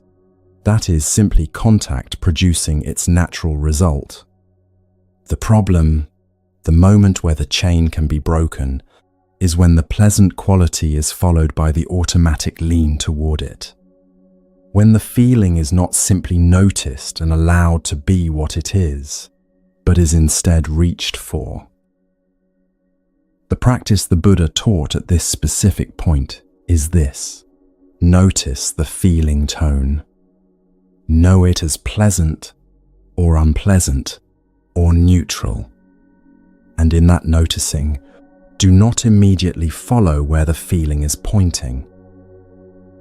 Just for a moment, just long enough to see that the pleasant quality arose and is here and can be experienced fully without the reaching being added to it. The Buddha's teaching on mindfulness of feeling tone is specifically about training this capacity. Not training the capacity not to feel, training the capacity to know what is being felt, pleasant, unpleasant, or neutral, without immediately following the feeling's direction. To be, for one genuine moment, the one who is noticing the pleasant quality, rather than the one who has already begun reaching toward it. This sounds small. It is not small. When craving does not arise from the pleasant feeling tone, clinging does not arise. When clinging does not arise, becoming does not arise. When becoming does not arise, the version of the self that was about to be constructed around this particular wanting does not briefly form and briefly die. That specific small cycle of suffering, the one that was about to happen in the next 12 seconds, simply does not occur. Multiply this by the thousands of cycles that run in a day, and the teaching becomes visible not as an abstract philosophy, but as a direct, practical, moment-by-moment technology. The Buddha was careful to describe this in both directions. The forward direction is the chain of arising, this being present that arises. Contact produces feeling. Feeling produces craving. Craving produces suffering. Both directions describe the same underlying law. Forward, it produces suffering. Backward, it produces liberation. The Buddha described the cessation of suffering not as the appearance of something new, but as the non-arising of something that would otherwise have arisen. Not a new state to be constructed from scratch. A chain to be interrupted. The difference is significant and practical. You are not building something. You are stopping something from being built. One moment at a time. Each moment of not craving is a complete moment of liberation within that moment. Small, functional, real. Not a reward for years of perfect practice. Available in the next 12 seconds, in the moment after the phone buzzes. The Buddha was not teaching a system that required complete liberation before any benefit was available. Every single moment of not craving is itself the liberation of that moment. They accumulate. They gradually change the direction the mind is leaning. They generate the karma of a mind that has begun to see the chain. Now look back at the 6 realms with this understanding in place. The heaven realm is what accumulated generosity, virtue, and meditation produce across lifetimes. The karma of a mind that consistently leaned toward giving, toward restraint, toward the cultivation of clarity. The hungry ghost realm is what a lifetime of the closed hand produces. The karma of a mind that consistently leaned away from giving. The hell realm is what sustained malice produces. The karma of a mind that consistently leaned toward causing harm. Each realm is not a punishment assigned from outside by a cosmic authority. Each realm is the natural continuation of the direction the mind was leaning, life after life, moment after moment. The karma is precise because intention is precise. The mind leans in a direction. The conditions it generates match the direction. The first verse of the Dhammapada, the very first teaching in one of the Buddha's most beloved texts, says this directly: mind is the forerunner of all actions. All things are led by mind, created by mind.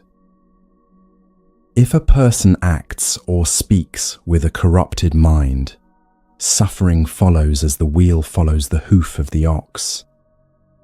If a person acts or speaks with a clear mind, happiness follows like a shadow that never departs. Not as a promise, as a description of how the mechanism operates. Think about what this means across a single day. The day is not made of events. The day is made of how the mind met each of the events. The morning meeting that went badly was not good or bad in itself. It was met by a mind in a particular state. The conversation that lifted everything was not inherently lifting. It was met by a mind that was open enough to receive it. The wheel follows the hoof. The day follows the mind. The life follows the accumulated direction of all its intentions across every moment of every day. And this is why the human realm, this realm, the one in which this is being heard right now, is the rarest and most important of the six. Not the most comfortable of the six. Not the most powerful. Not the longest lasting. The most important. Because this is the realm where the law can be seen, where the chain can be watched in real time, where the gap between the arising of a feeling tone and the craving is accessible, observable, workable. The deva in the heaven realm does not suffer enough to need to look. The animal in the animal realm does not have the faculty to look. The being in the hell of its own aversion is too contracted to look. The human being, with this specific mixture of difficulty and capacity, is in the one condition where the looking is both possible and urgently motivated.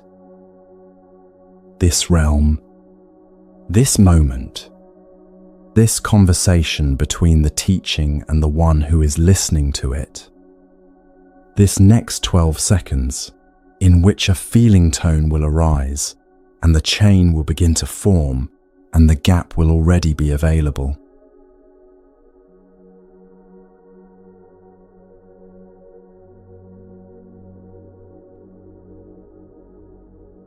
The Buddha told a story that begins with a blind turtle. Imagine a vast ocean, not a lake, not a sea, an ocean so large that if you stood on one shore, the other shore would not exist for you. Now imagine that floating somewhere on the surface of this ocean is a single wooden yoke, a ring roughly the size of a head, with a single hole in it. The wind blows it east. then west, then north, then south. It drifts. It has no fixed position. Now imagine that somewhere in the depths of this ocean lives a blind turtle. Once every 100 years, this turtle rises to the surface to take a single breath, and then returns to the depths. What are the odds, the Buddha asked, that the turtle surfaces with its neck through the hole in the yoke?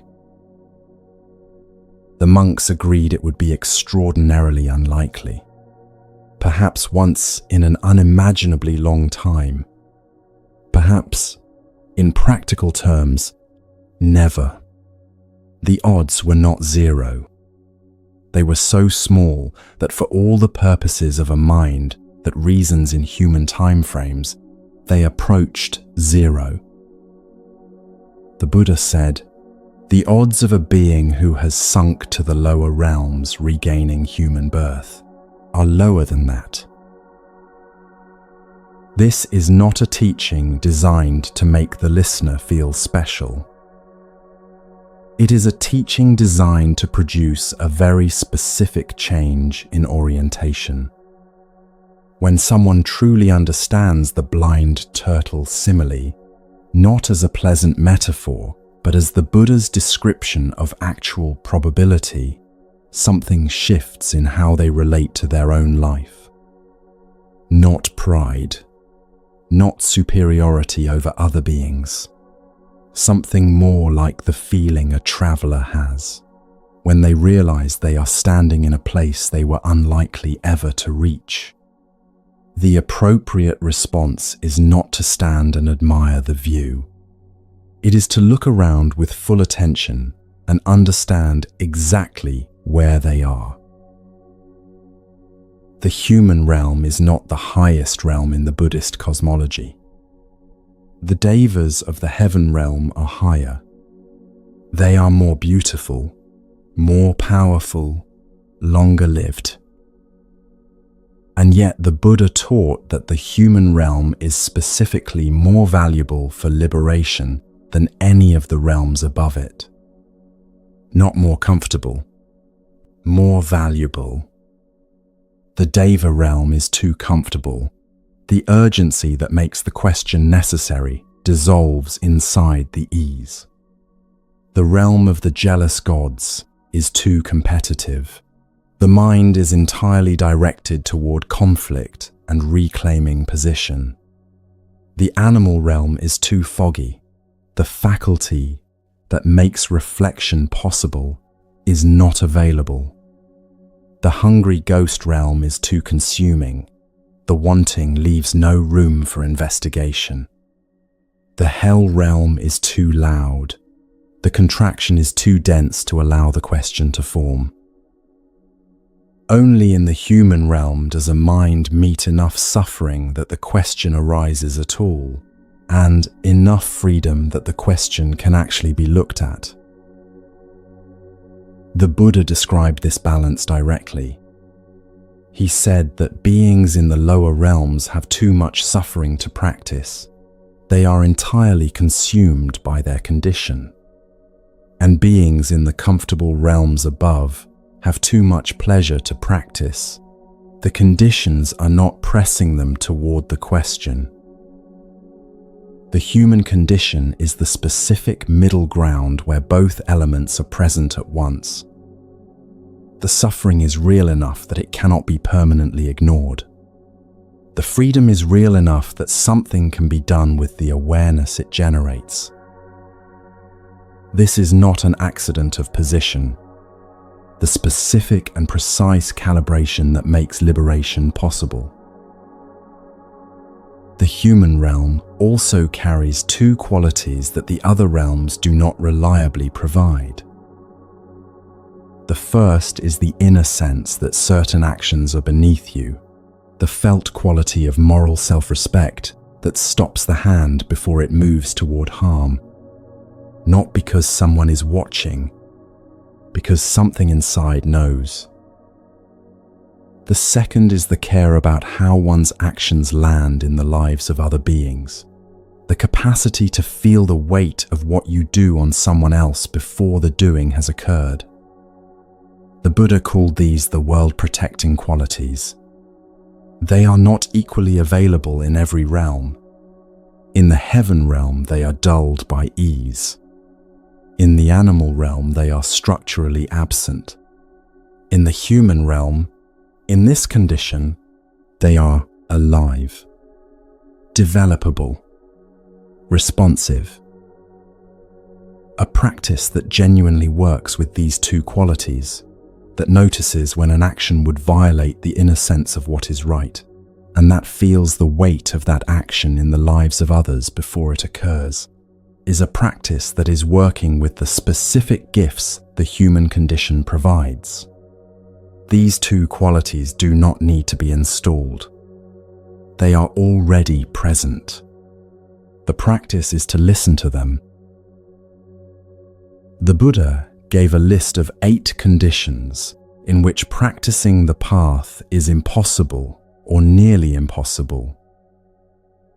Birth in a hell realm, birth as an animal, birth as a hungry ghost, birth in a long-lived deva realm where comfort has dissolved all urgency, birth in a remote region with no access to the teaching, birth with views that deny causality entirely, birth without the faculty of wisdom, and a time when no Buddha has arisen in the world.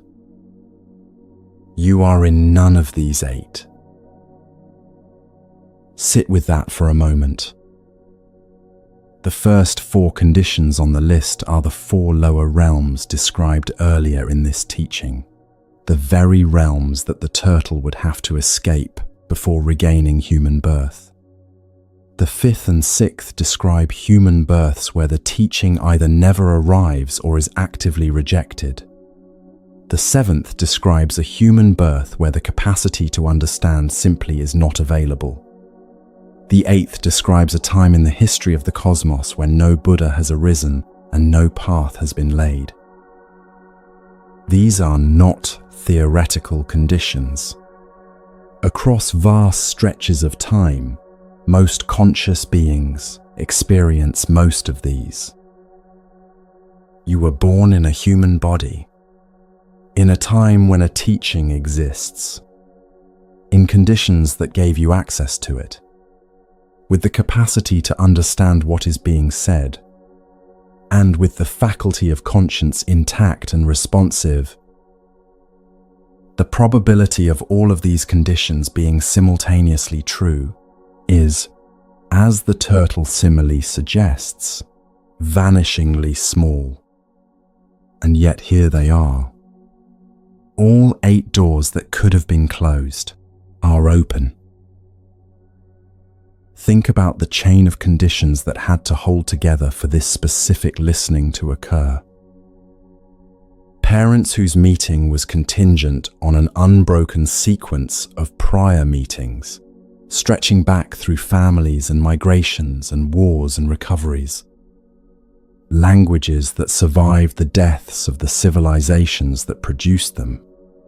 Teachings that were memorized and passed on across burning monasteries and collapsing trade routes, and centuries of political hostility to the very ideas they contained. A recording technology that did not exist 50 years ago. A specific pairing of this teaching and this pair of ears on this specific evening. The chain of dependent conditions that produce this moment is longer than can be traced.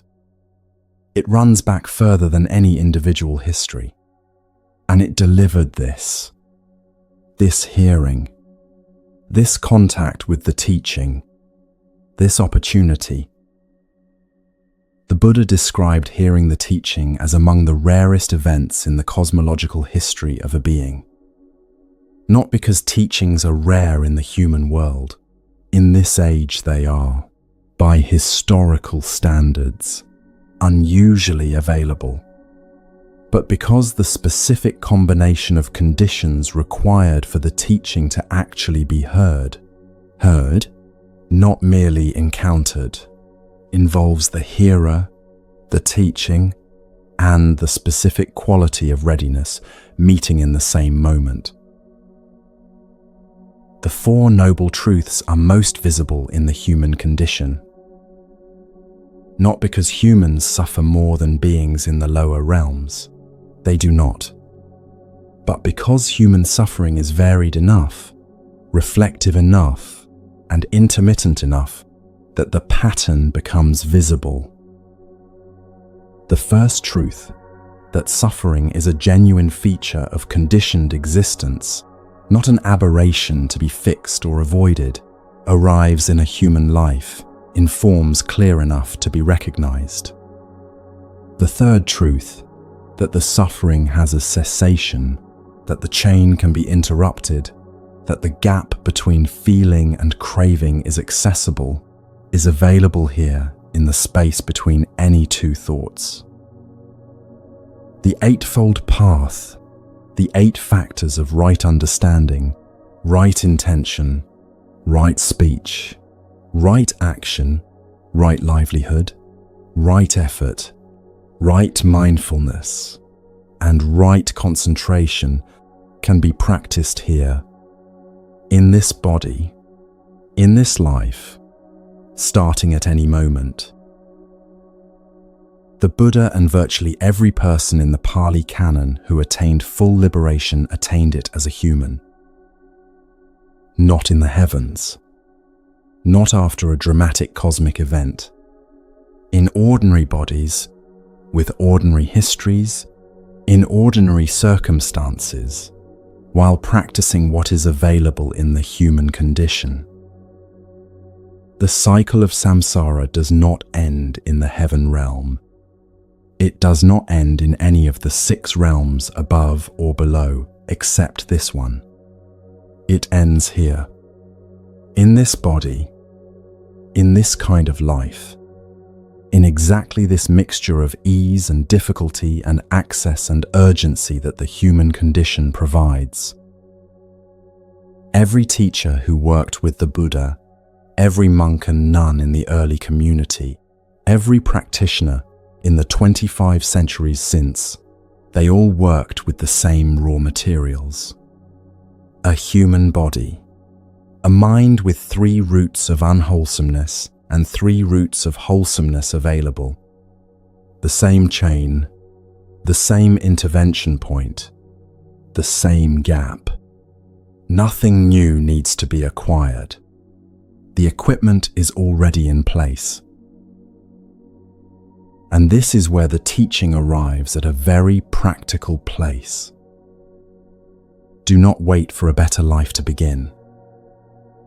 The teaching the Buddha gave throughout his 45 years of teaching comes to the same point repeatedly. Death is uncertain. The time of death is uncertain, and the conditions you currently have will not always be available.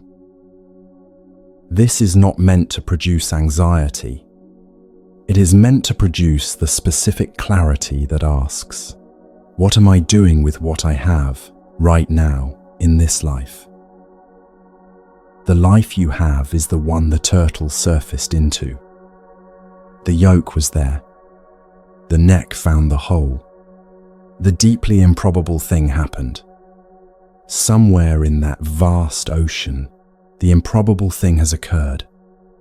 The gap between the turtle's neck and the hole in the yolk is real and open, not a metaphor. This hearing, this moment, this breath. And now the turtle is breathing. What the turtle does with the breath is the only question that remains. The Buddha did not teach this urgency to produce fear.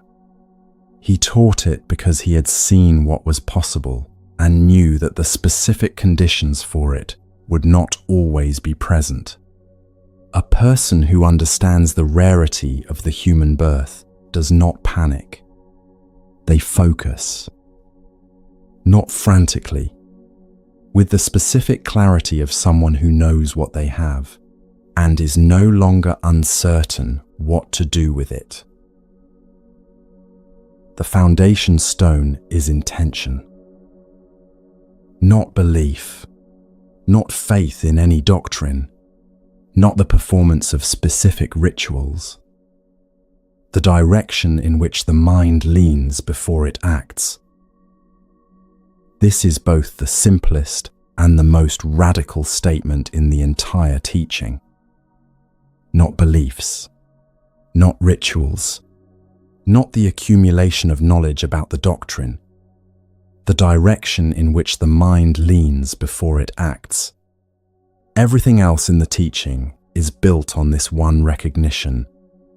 Virtue is right intention expressed through action. Meditation is right intention expressed as attention. Wisdom is right intention discovering what the mind is actually doing.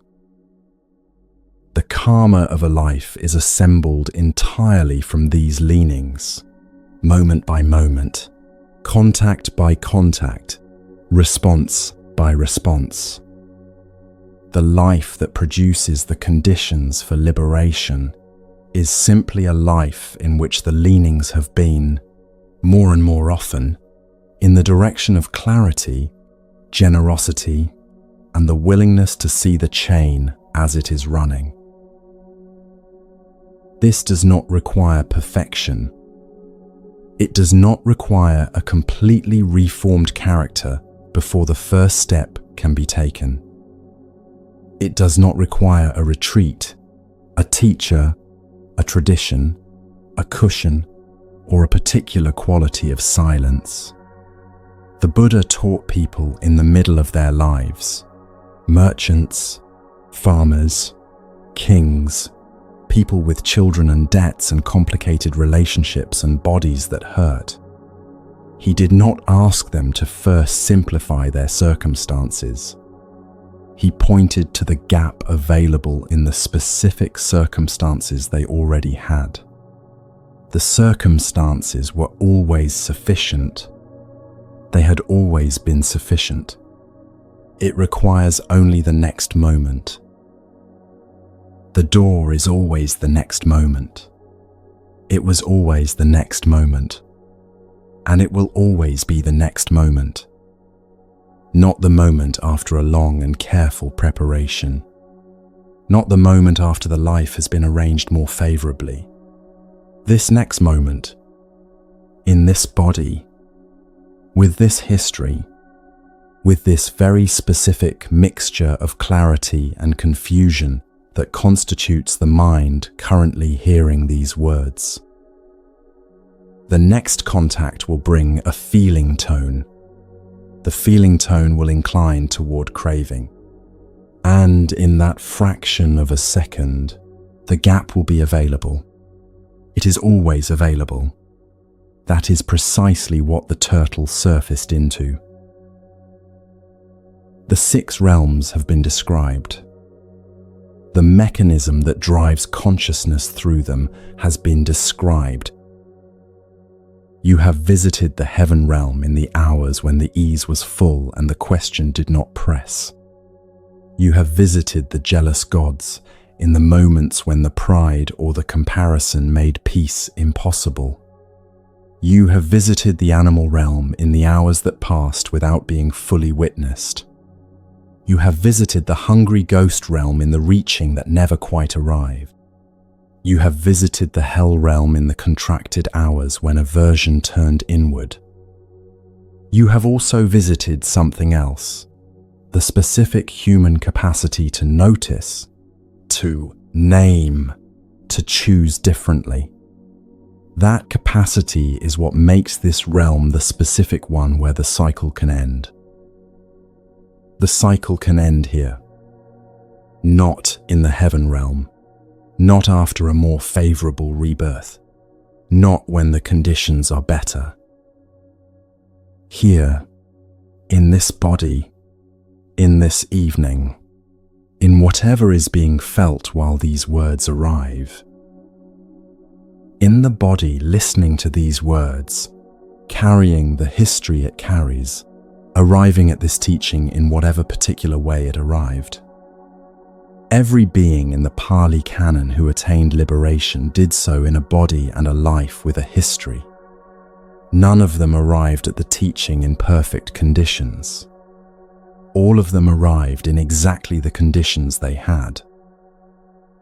In the breath that follows this sentence, in the moment after the next feeling tone arises and the chain begins to form, and the gap opens. 4 truths, 8 specific steps, 1 foundation stone. The work is fully available. The conditions are completely present. The teacher taught clearly. The teaching survived. The ear received it. The mind understood enough to continue. The turtle has surfaced. The yoke is here. The hole in the yoke is open.